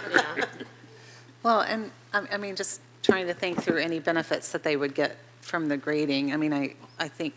Well, they got the benefit already Well, that they wanted. I know, but we're still limiting, the use of the arena is still limited, right? I mean, I believe they originally wanted to grade it to hold services or so, but that's not a legal use that's permitted. That's correct. So what are the uses that are permitted? Can we just clarify that, and then that everyone can know and keep an eye on things? Yeah. I can pull up the specifics, but the agreement that was reached after the notice of violation does set forth that that area can only be used for specific occupancies. And I can look up what that is for you if you give me a moment and come back to you. I have it handy if you want. Yes, please. Yes, so the occupancy classification is a Class U, and that is hang on, a Class U occupancy is utility and miscellaneous. A Group U category includes buildings and structures of an accessory character and miscellaneous structures not classified in any specific occupancy, including but not limited to agricultural buildings. The occupancy classification does not allow any gatherings of persons for civic, social, or religious functions. And my understanding, because if you were to have a gathering and you had over 49 people, that is a different occupancy classification. So they could not have more than, I mean, even for those uses, you could only limit it to 49 people. They could have certain events related to agricultural use. Right. Yes. But I think it's still limited to less than 49, or else it triggers an A occupancy in the building code. Yeah, I don't know the limitation on the number of occupants, but I want to make it clear that they could have events related to agricultural under the classification, the U classification. Okay, but this doesn't change, any determination the council makes doesn't change that classification. And, you know, to Greg's point, if he wanted them to put the soil back, that would be a new permit, which is grading and disturbance, which might need to go back through this whole rigmarole again. Right. That's true. Yeah. That was my ultimate goal originally, I know. was two things. Don't change the zoning and put the soil back. It seemed pretty simple. Apparently, it's not very simple. I do want staff to know how much I appreciate the fact that they bent over backward, jumped through numerous hoops to try to make this happen because of repeated no's that they got both from Planning Commission and from us, trying to take a principled position. And I don't want my discontent with part of this to make you feel like I don't appreciate what it is you were able to come up with. I would love to also hear from our Planning Commission representative to try to gain some insight as to her interpretation of what it is that we have before us. Thanks for being here, Marge. You guys could. Sorry to put you on the spot. Oh, you aren't putting me on the spot.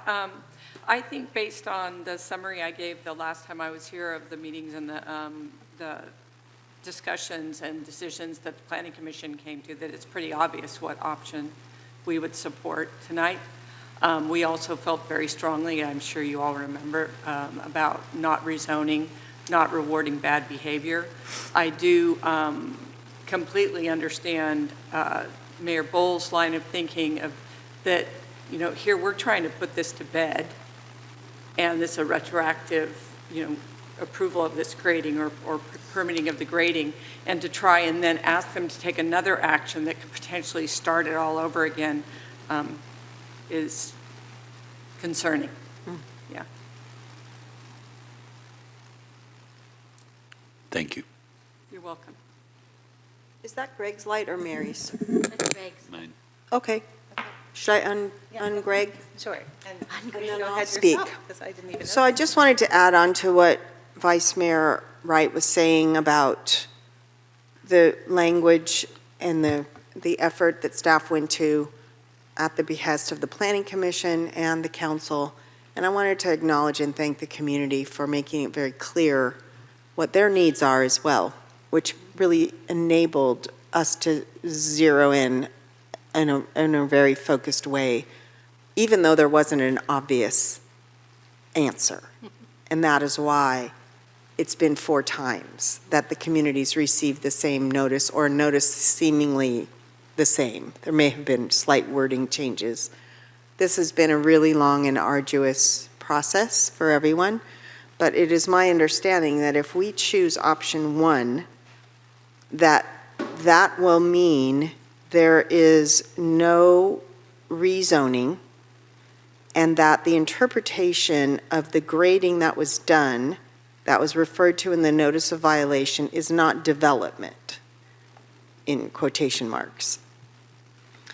That the applicant would need to then apply to the building department for a permit to correct, a retroactive permit to correct the record, really. It's not a permit to do anything, according to like what Vice Mayor Wright was suggesting. Is that correct? The permit they would receive would be the permit they should have gotten in the first place, effectively. Right. Is that accurate? But they would finish the grading work that had started. So there is a grading plan that was submitted as part of the applicant's proposal. They would proceed with that grading plan. I see. Okay, and then I'm assuming that that plan includes, I did read it, and I remember wattles and things to keep the drainage from getting plugged up with mud and all that kind of stuff is in place. Is that accurate? Okay, because we don't want the neighbors damaged $27,000. That is correct. Okay, thank you. Yeah, that was a huge part, right? So thank you for bringing that up. I also want to take a moment and thank the community, specifically Lori. I really want to thank you for your continuous, your years and years of continuous, respectful, thoughtful communication. I've learned so much from you, and I think every neighborhood needs a Lori.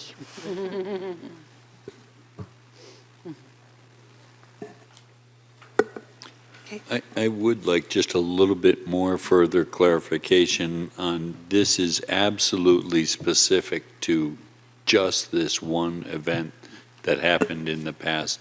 It's in no way applicable to any other parcel, this parcel, anywhere, anytime, ever. Well, the resolution is certainly specific to this project, yes, but the council has the discretion to, as indicated earlier, the resolution includes language that specifies that the council has discretion in the determination of the term development, and that for this particular case, the council is reserving its right to analyze future projects based on those specific facts relating to that project. If the council wants to add any language or further clarify, of course, that's within your discretion. But we, as I mentioned, staff did try to make this very specific to this project because it is very unique and has, I think, circumstances that are not duplicated in other projects. Yeah, and could we, Sarah, would you mind pulling back up, or whoever is controlling the screen, the language that was proposed that's not in the agenda? That's on slide number 9.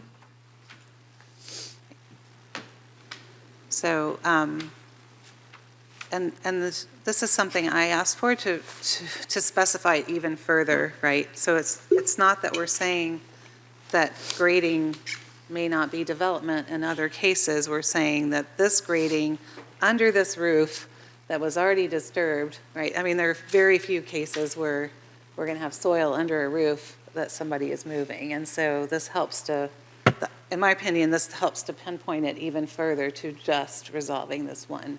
I really case. like the word unique. Thank you. Uh-huh. So, and then the second to the last, be it further resolved in the resolution, talks about it, the development does not involve any residential or structural development, and would not have any detrimental effect on the land within HPD. I'm just wondering if we need a little something stronger there too, because I just want to make sure that grading does count as development and we're not weakening that. If the mayor wants to add something, you could certainly add something. I think that this added language, I mean, these are unique circumstances that are identified in the resolved language that really targets this particular project. So I think it would be difficult to apply this determination to something else. And I'm just thinking if that last paragraph maybe weakens it a little bit, but there's another paragraph that strengthens and further defines it, maybe that's okay, right? Because that's in here that. Right. I think the language that you read, though, is accurate, right? There isn't a structure that is involved in this particular scenario. Maybe if we, instead of underneath A, we said underneath this.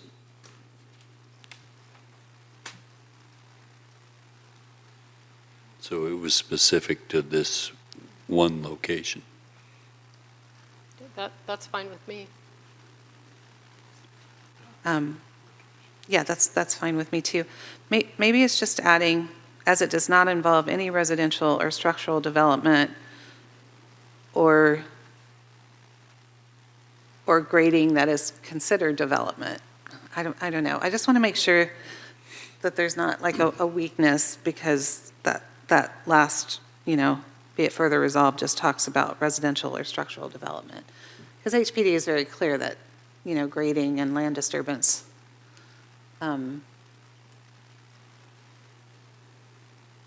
is also, generally considered, and we're just making the exception here because it's under a roof.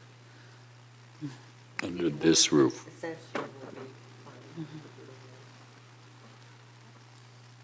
Where would that go? It's the grading page. So what is grading? Is grading, it's important to kind of clarify that. What is grading? What is considered? So grading, as defined in the building permit, is pretty broad. So I don't know that that's something we want to include in this resolution because it is very broad. I can pull up the definition if you want, but well, I think it's not going to be much help in helping us determine or narrow the scope of the application of this resolution. So, so it sounds like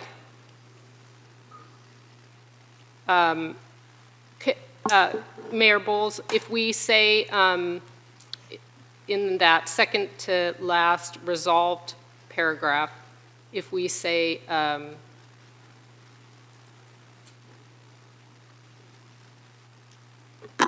as the movement of soil from a previously disturbed location does not constitute, does not involve any residential or structural development? Could you repeat that one more time, please? No.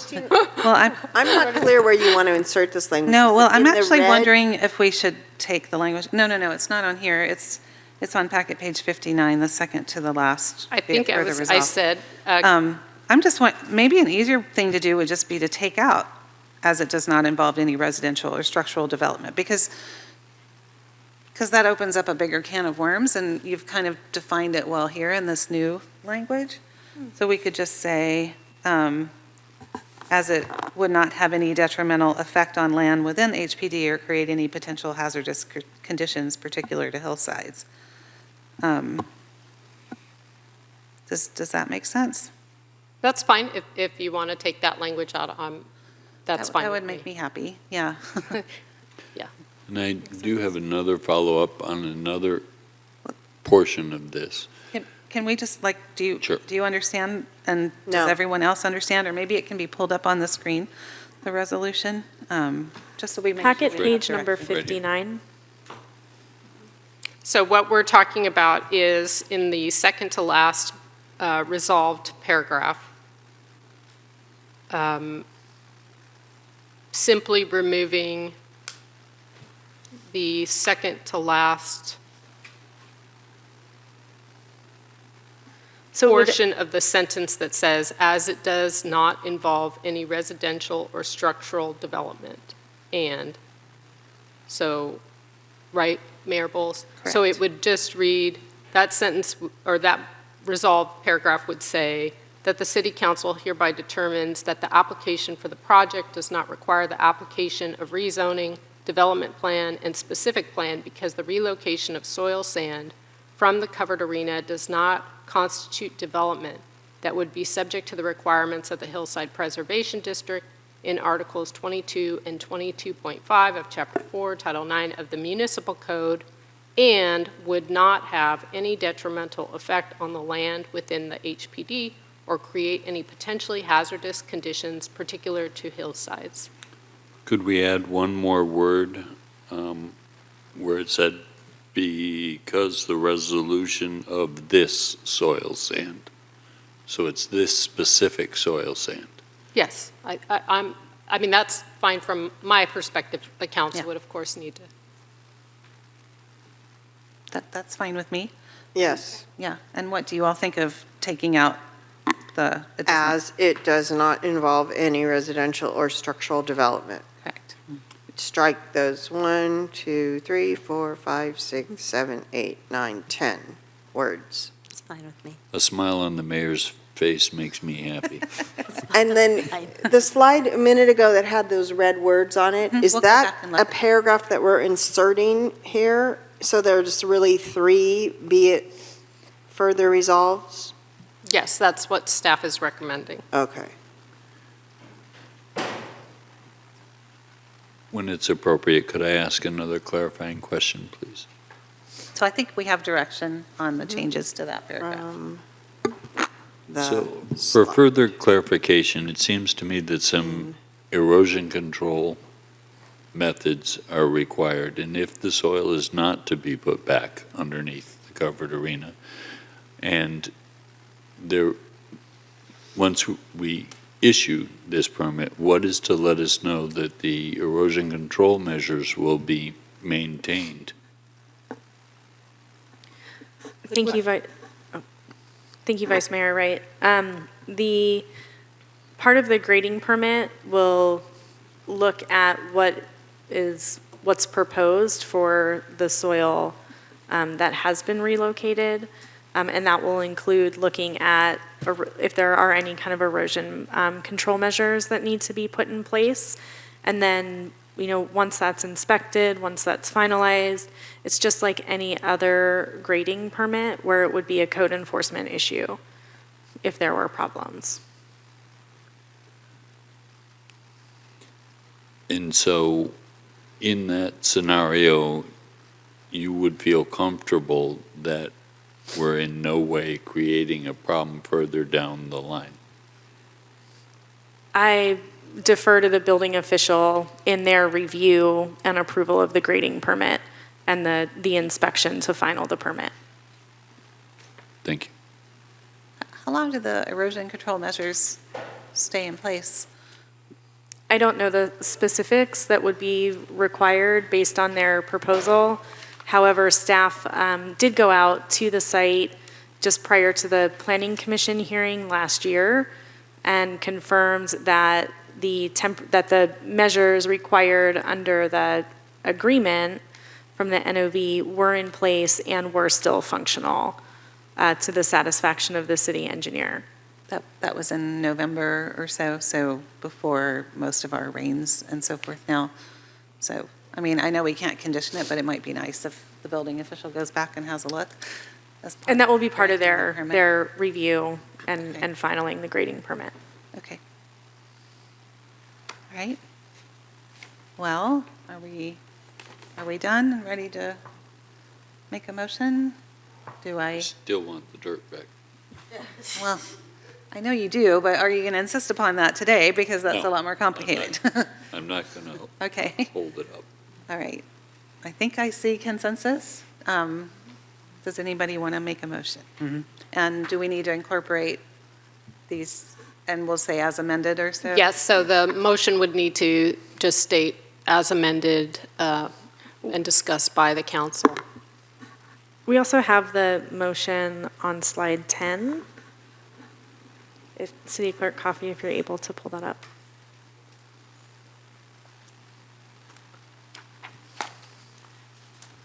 Oh, that should say as amended by council, I'm sorry.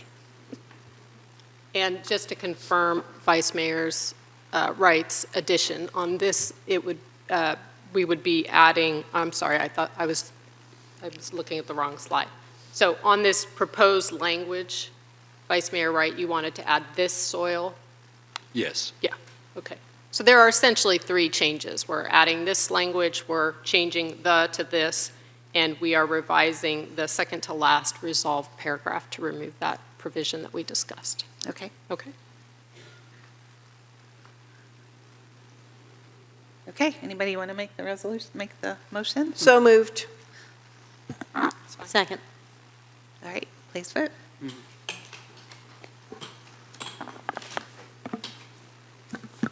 Thank you, And staff. with the motion, with the item as amended for option number 1, made by Councilmember Beckmeyer, seconded by Councilmember Beer, the motion passes unanimously. Okay, great, thank you very much. And yes, thank you, planning staff, thank you, city attorney, for finding a workaround for us on this, really appreciate it. That felt good. Council, do we need a little break? Yes, let's take a break. Okay, all right, we'll take a 10-minute How break. are we doing on time? We're doing good. We're doing good. We're 5 minutes ahead. So we'll come back at 8:05, 9-minute break.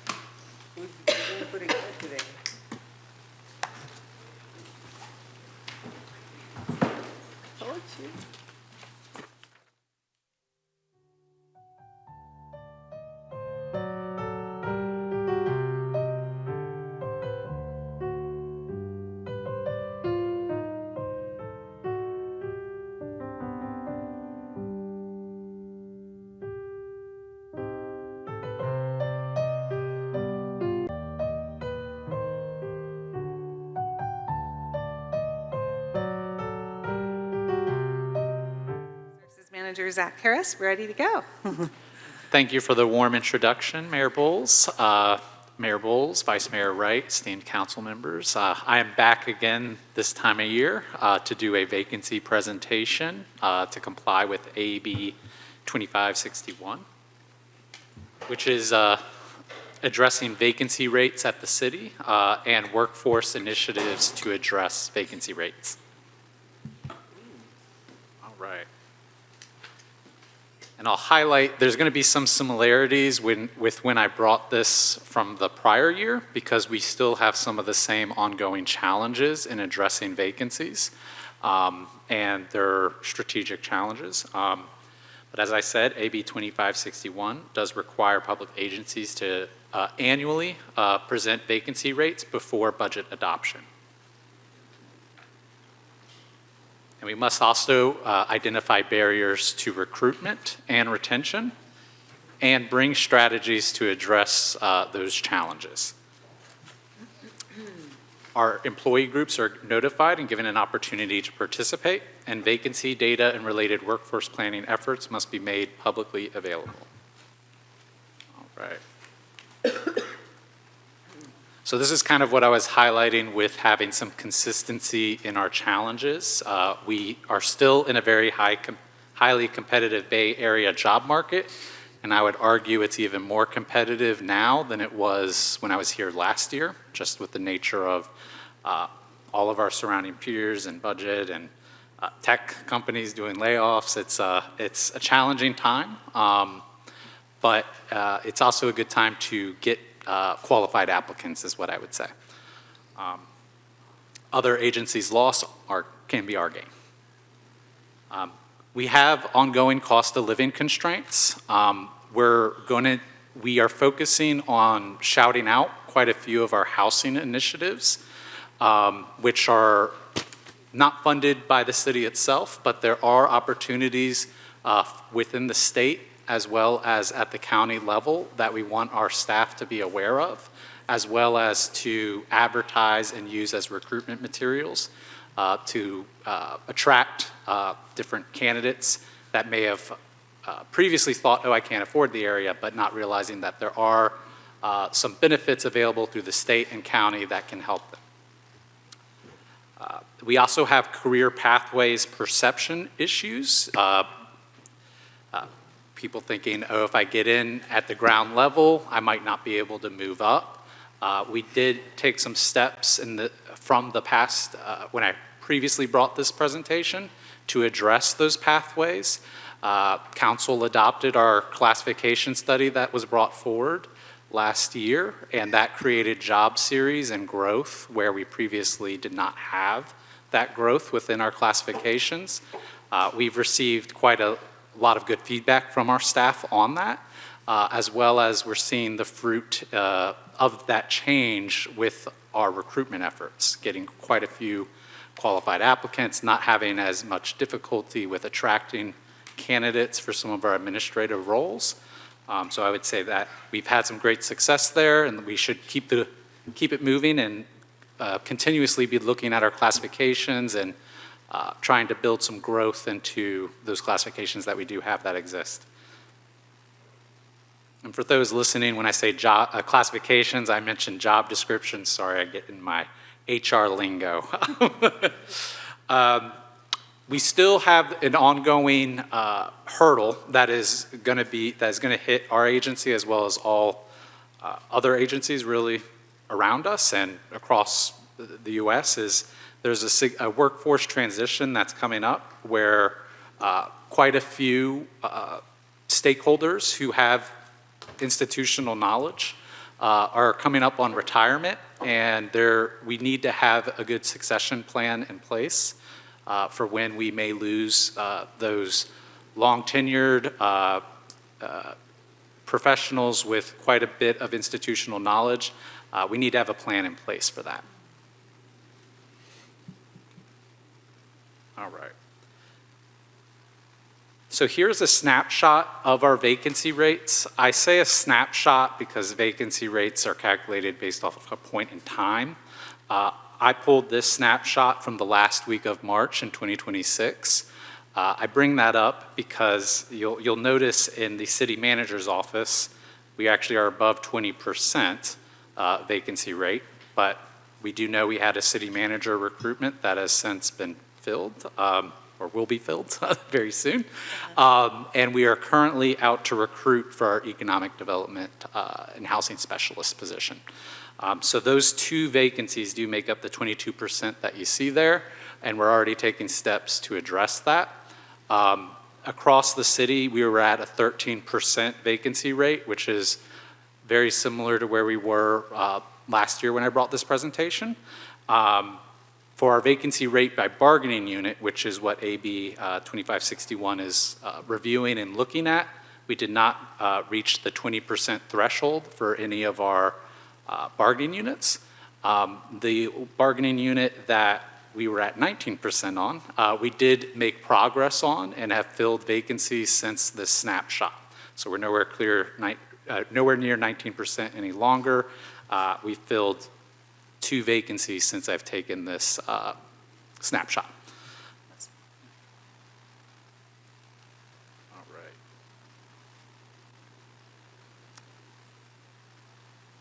So recruitment is in line with our strategic goal to attract and retain a talented workforce. There's a lot that goes into that, and we've been taking steps since the last time I brought this presentation to enhance our recruitment process as well as get our recruitment postings out in front of more applicants. We've partnered with free services to blast our one job posting out to various job boards and targeted approaches for our highly skilled positions that are hard to recruit for, targeting local agencies within California, planning associations, that type of thing. And we've also been focusing on the employee experience with focusing on development, which I highlighted, building in some growth to our classifications. Engagement, we have an engagement committee at the city now that is, what is the word I'm looking for? Our participants on that committee are all staff, and they're bringing good ideas and recommendations forward on how to improve both employee engagement and to focus on building a culture and enhancing our culture at the city of Pacifica, which I think is a really great opportunity for our staff, as well as a great opportunity for us to listen to what our staff need. And always looking and maintaining competitive total compensation to strengthen retention and organizational stability. So even outside of a negotiation year, just knowing where the market is, where it's heading, keeping in line with trends, so there's no surprises come negotiation time.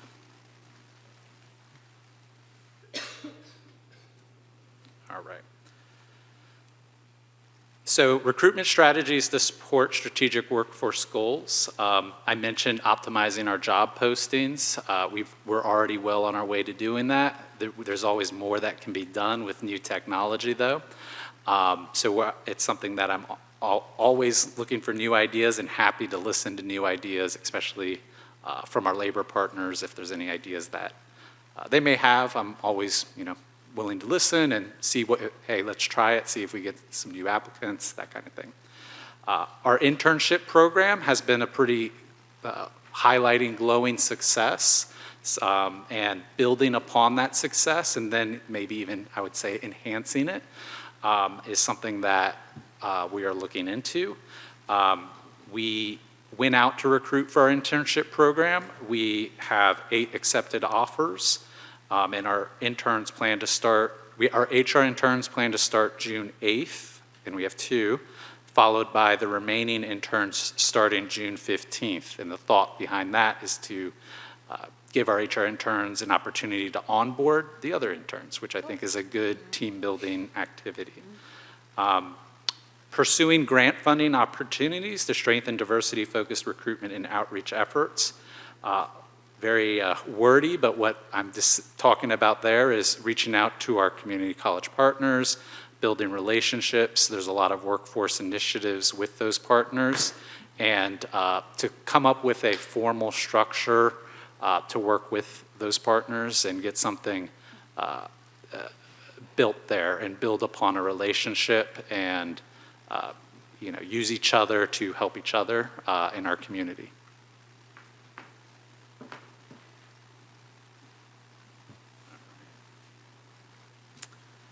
So retention strategies to sustain a talented workforce. The city did an engagement survey in 2025, and from that survey, we put together that employee engagement committee I previously referenced, who is in the process of discussing new ideas to bring forward to enhance culture, as well as address retention and recruitment. All hot topics for the engagement committee to bring some new ideas to surface. The plan is to implement some of those suggestions coming from staff, and then to roll out a new survey soon after to gauge the results and gauge any improvements we may have. And I've mentioned to support career mobility. I think it's important that people have growth opportunities, so continuing to review our job descriptions, classifications for those enhancements, and not just assuming that what we have in the status quo is the right way to build a classification system. Just to constantly be looking at it and keeping an eye on for trends, which we have implemented a few tools just to keep an eye out on trends some of our peers are doing with classifications. And then, as I mentioned previously, ensure competitive positioning through regular compensation review and market benchmarking. And I just like to highlight with that, competitive positioning doesn't always need to be just compensation. It's enhancing a benefit package, having good benefits, and making sure staff are aware of said benefits to utilize as our retention tool, and to offer what really some of our private sector partners can't offer. So maybe utilizing those tools, educating staff, that, higher salary, yes, it may come with the private sector, but we do offer great benefits, we offer a great culture, and making sure that we're looking at the benefit options our peers are offering and adding on to that as well. I know mental health was mentioned, and I would be remiss not to shout out that we do offer an employee assistance program at the city. An EAP program isn't just meant for mental health. It can be financial health, legal health. Really, all of that does kind of umbrella underneath the mental health as well and contributes to it. So encourage any staff listening or any employees in the room to check out the EAP if you haven't checked it out already. All right. So conclusion is the city is committed to addressing our vacancy challenges transparently and proactively, working with our labor partners to address our any attraction or retention goals that we have. Keep our recruitment and retention strategies aligned with the city's strategic goal to attract and retain a talented workforce. And we will continue monitoring our workforce planning efforts in compliance with AB 2561, and I look forward to collaborating with the city labor as well as really anyone that has great ideas for recruitment and retention. I'm happy to listen. All right, and that was it. Thank you so much, Zach. I really appreciate it. Are there any council questions? Yeah.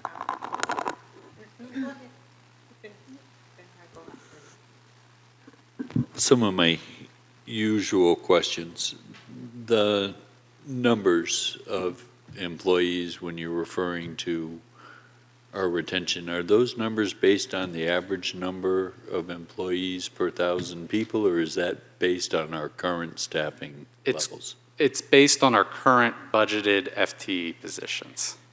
So in other words, if we were, say, 15% understaffed, you wouldn't see that in these numbers anywhere. So we would actually be 15% understaffed as a baseline, and then we're 13% below that. Is that safe to say? Without checking the numbers in that specific situation, I can say it is safe to say that this doesn't recognize any staffing deficiencies that may be in place. And is it also safe to say that we don't pay the average wage across the county as well? As of our last compensation study, we were not at the average. And does that make your job harder to attract qualified candidates? It keeps me busy. It also tells me that I need to apologize to you for making your job harder, because I'm not doing my job to give you the tools to do your job, and I'm sorry. So let's see. Yeah, so both those factors do make it more challenging. And it's nothing against, we do more with less in Pacifica than anywhere I've ever been. I don't mean to minimize what people are doing or be disrespectful in any way. I'm just saying that I feel guilty in not doing my job to provide you the tools and to provide them. You know, when you have too few employees, you have to do more work to get the job done.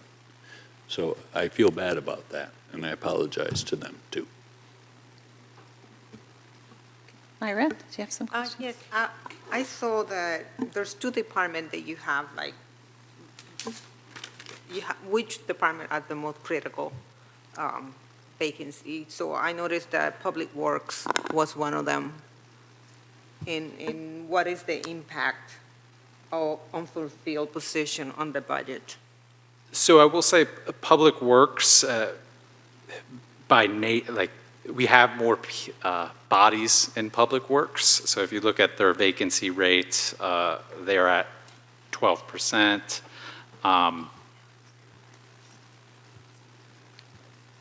Sarah, would you mind bringing up slide 4?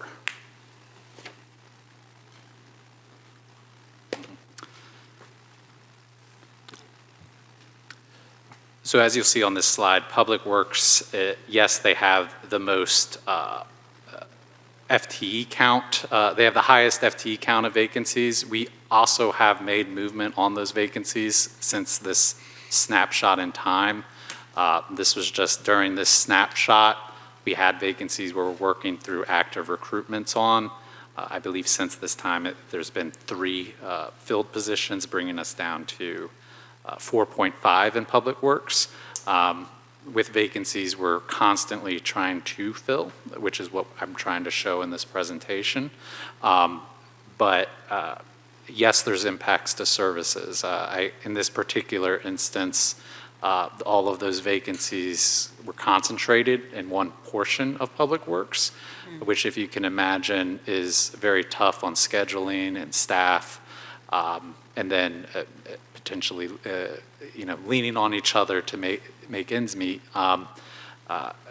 That kind of wave of vacancies can hit pretty hard, especially when, as Vice Mayor Wright mentioned, the staffing is, we're making do with what we got, and when you have a concentrated batch of vacancies in one area, it can hit a small city pretty hard. We've made good movement, specifically in Public Works since this recruitment, but you do get waves of this, and it's not abnormal or just something unique to the city of Pacifica. Sometimes you get a wave of people leaving, and then you have to go fill. I choose to look at it from an optimistic standpoint of gives us the opportunity to bring people into our culture and get them and ingratiate themselves to the city and build upon that retention with some new applicants. But so you had mentioned where was the impact, the biggest impact. I would actually say it is in police staffing. Staffing is difficult in PD anyways, just by the nature of shift work. And if you look at our vacancy rate, specifically by POA, that vacancy rate can actually hit. So having 5 FTEs vacant at one given time with a smaller police department really impacts shift work, overtime, and quite a few other factors, and just morale in general.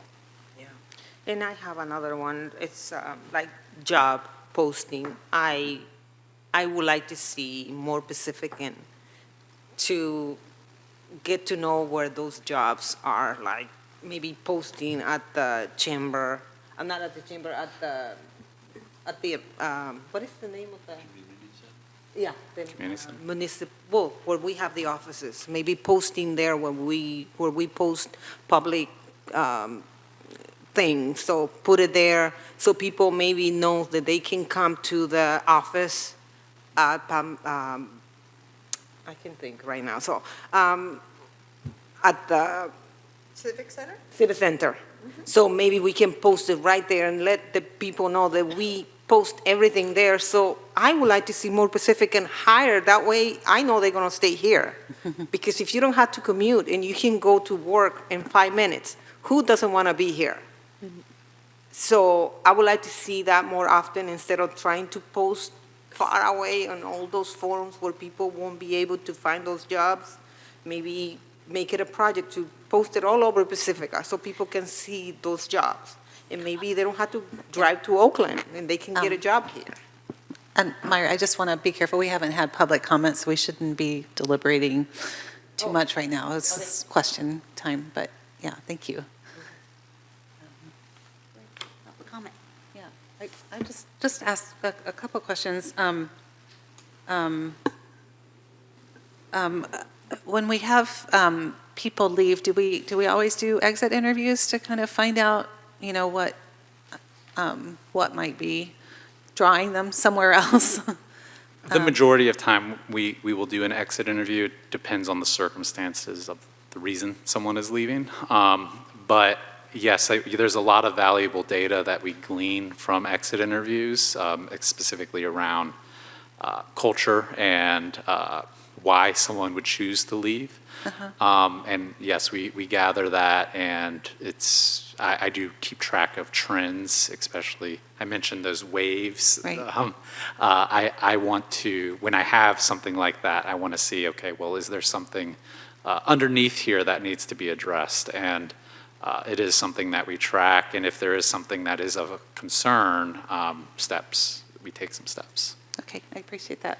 And then do you, and I know this wasn't in your presentation, so you might not know, but so our vacancy rate, when you did your snapshot, was 13%. Do we know like what kind of the average is in the county or other cities around us? I don't have the county average available. I can certainly look into that and bring it back at another date. But the 13% is fairly, it's a decent spot to be in, I would say. Anything below 10 would be considered great. The fact, just being below 15 is good. So our vacancy rate, to me, is something to be proud of. And if we can keep things consistent, if we were to get things below 10, I'd want to throw a party, but, you know. It's not like all the other cities have a vacancy rate of 3 and we're a way outlier. No, right. not at all. We're well within the average, and I would say we're doing, I'm taking an estimate here, but I would say we're doing better than most. Well, actually, I want to just add to this. We reduced the vacancy rate over the last several years. So during the last 2 rounds of labor negotiations, we reported in the past much higher percentage. I believe it was something around 17% or something around I was going to say 17. Yeah. And bringing it down to 13, it is a win. So that I completely agree with that. Yeah. So some of these wonderful programs you're describing to us seem to be working. So, yeah. Okay. Well, I don't have any cards. Anybody who wants to make a public comment, raise your hand. Is there anyone on Zoom? No? Okay. Closing public comment. Are there any other comments, feedback? Yeah, just to reiterate one more time, that is 13% on top of the already understaffed rate. So a more accurate representation is, compared to the average city, we're well into the 20s. Without an organizational assessment on hand, I wouldn't quote the 20s, but I've looked at them. But it's likely, if you look at what how many positions should be aligned to a population of our size, and then extrapolate that out, I'm sure it would be higher than 13%. Yeah, like for example, with taking the police as the example that you cited, I believe that we are 18 under from where we once were, just as an example. Well, but Vice Mayor, he said he was 3% away from throwing a party. But I know the police is hard because if they're having to do a lot of overtime shifts, that gets to be too much for someone, right? And that, I know a couple of people that I think that has set them over the line where they couldn't continue working, right? So. Feeds into itself. It's a bit of a loop to where if you're being overworked and you start feeling underappreciated, and then you start looking elsewhere. Yeah.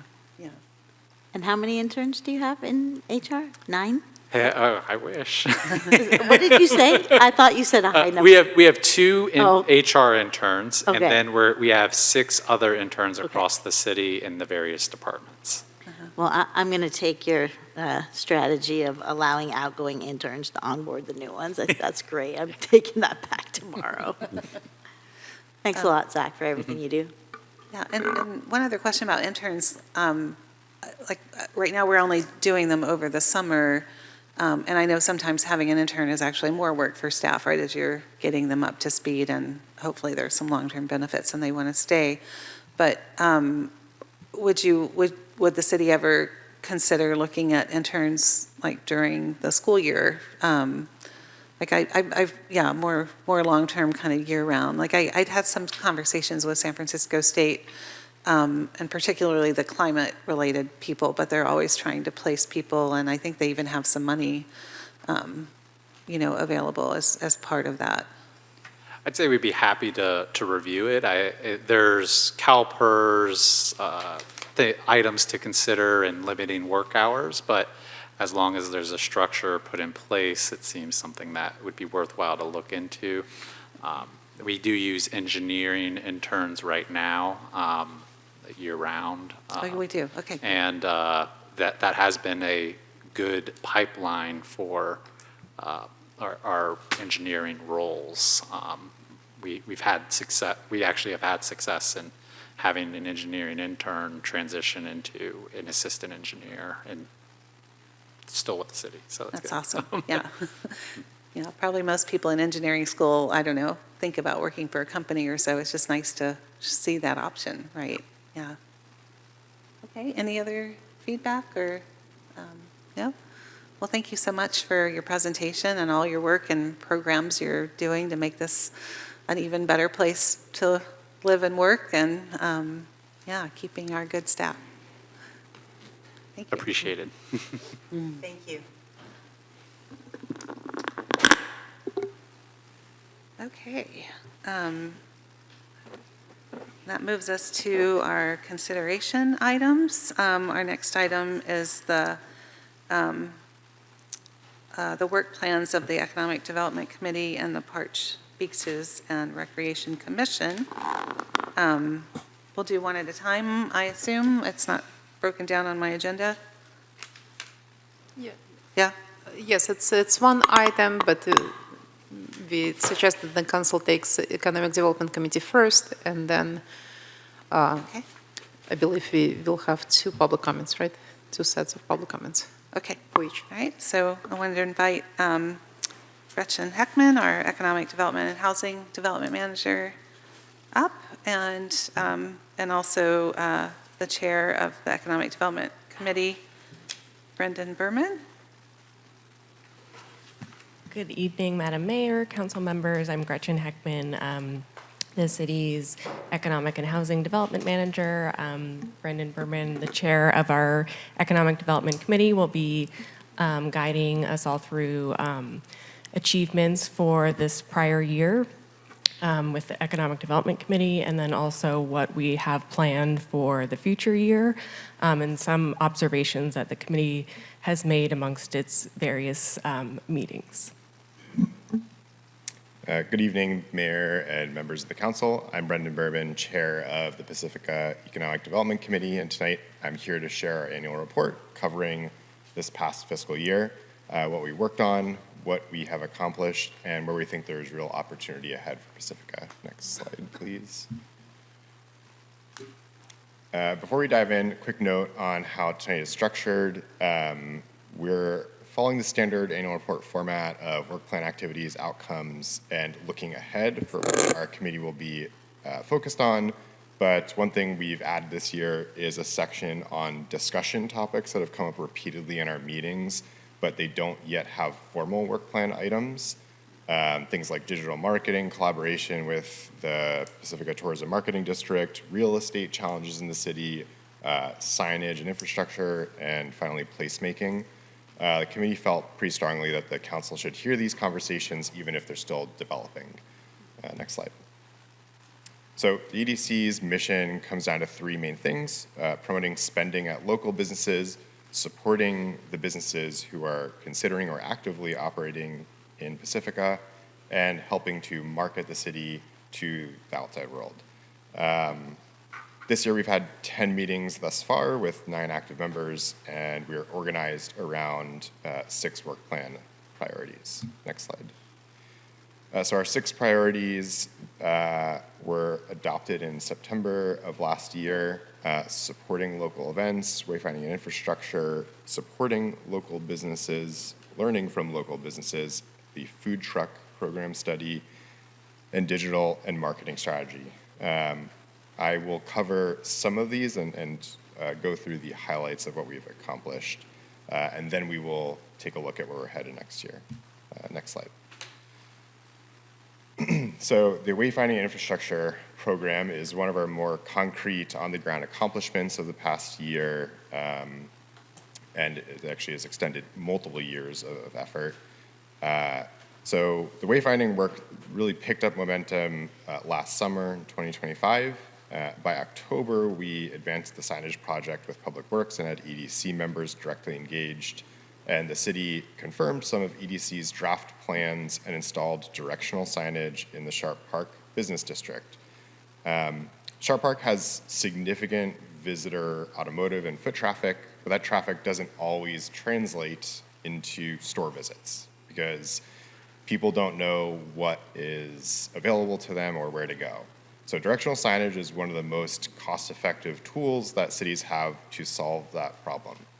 These signs can help capture people who are already here and turn them into customers. Next slide, please. So you can see some examples of things that have been updated or added. So our assessment is that there are many more opportunities available related to signage. Less than half of our original proposed pilot program have been implemented thus far. The pilot was designed to cover 2 business districts and addressing traffic coming from multiple different directions. We were only able to get 1 district done, and that is a lot of progress, but it's incomplete, and we want the council to understand and help drive forward this initiative. We're also recommending that Public Works develop a sign style guide. The style guide would help standardize the development process for signs like these, style, sizing, placement, etc., making it much easier to approve and deploy future signs citywide. And this kind of infrastructure investment can pay dividends. Next slide. The holiday event advertising campaign was EDC's first foray into paid digital advertising, and the results exceeded our expectations and goals. So Pacifica, as everybody here knows, has some pretty exciting holiday activities. There's Small Business Saturday, the Holiday Card Parade, Polarpalooza, many Santa events throughout the city, etc. But there's no coordinated effort to promote all of these awesome events outside of the city. So this past year, we partnered with the Seaside Merchant Association and others who attended EDC meetings. We allocated $2,500 of our budget to fund a pilot program and run a campaign on the KRON digital platform. That campaign ran for 7 weeks through the holiday period starting in mid-November. Next slide. You can see some of the example kind of digital ads that were shown here across mobile, web, and other places. So our goal was awareness, and we achieved that. We had over 150,000 impressions. Again, that was only on a $2,500 budget. It's a pretty meaningful reach. And on top of the paid online ad placement, KRON provided multiple rounds of free TV airtime that included Pacifica businesses. And that significantly amplified our investment. The campaign worked really well, but the holiday window that we focused on is only one slice of the year, and businesses are constantly operating and looking for visitors. So our larger insight is that Pacifica businesses need this exposure, and there are many opportunities to run similar advertising campaigns. Future campaigns could expand seasonally and focus on a larger set of businesses and districts that get specifically highlighted. We will come back to opportunities here when I talk about next year's work plan. Next slide. So speaking of next year's work plan, this is where we are headed. This is our draft work plan that was developed and approved over the past 2 meetings in April, so it's pretty fresh. Supporting local events We want to continue to do this. We want to do more than just promoting events. We want to help organizers run better events, including how we can get local businesses to participate, because we found that local business participation is a win-win for everybody. What success could look like, how to evaluate whether events drove foot traffic.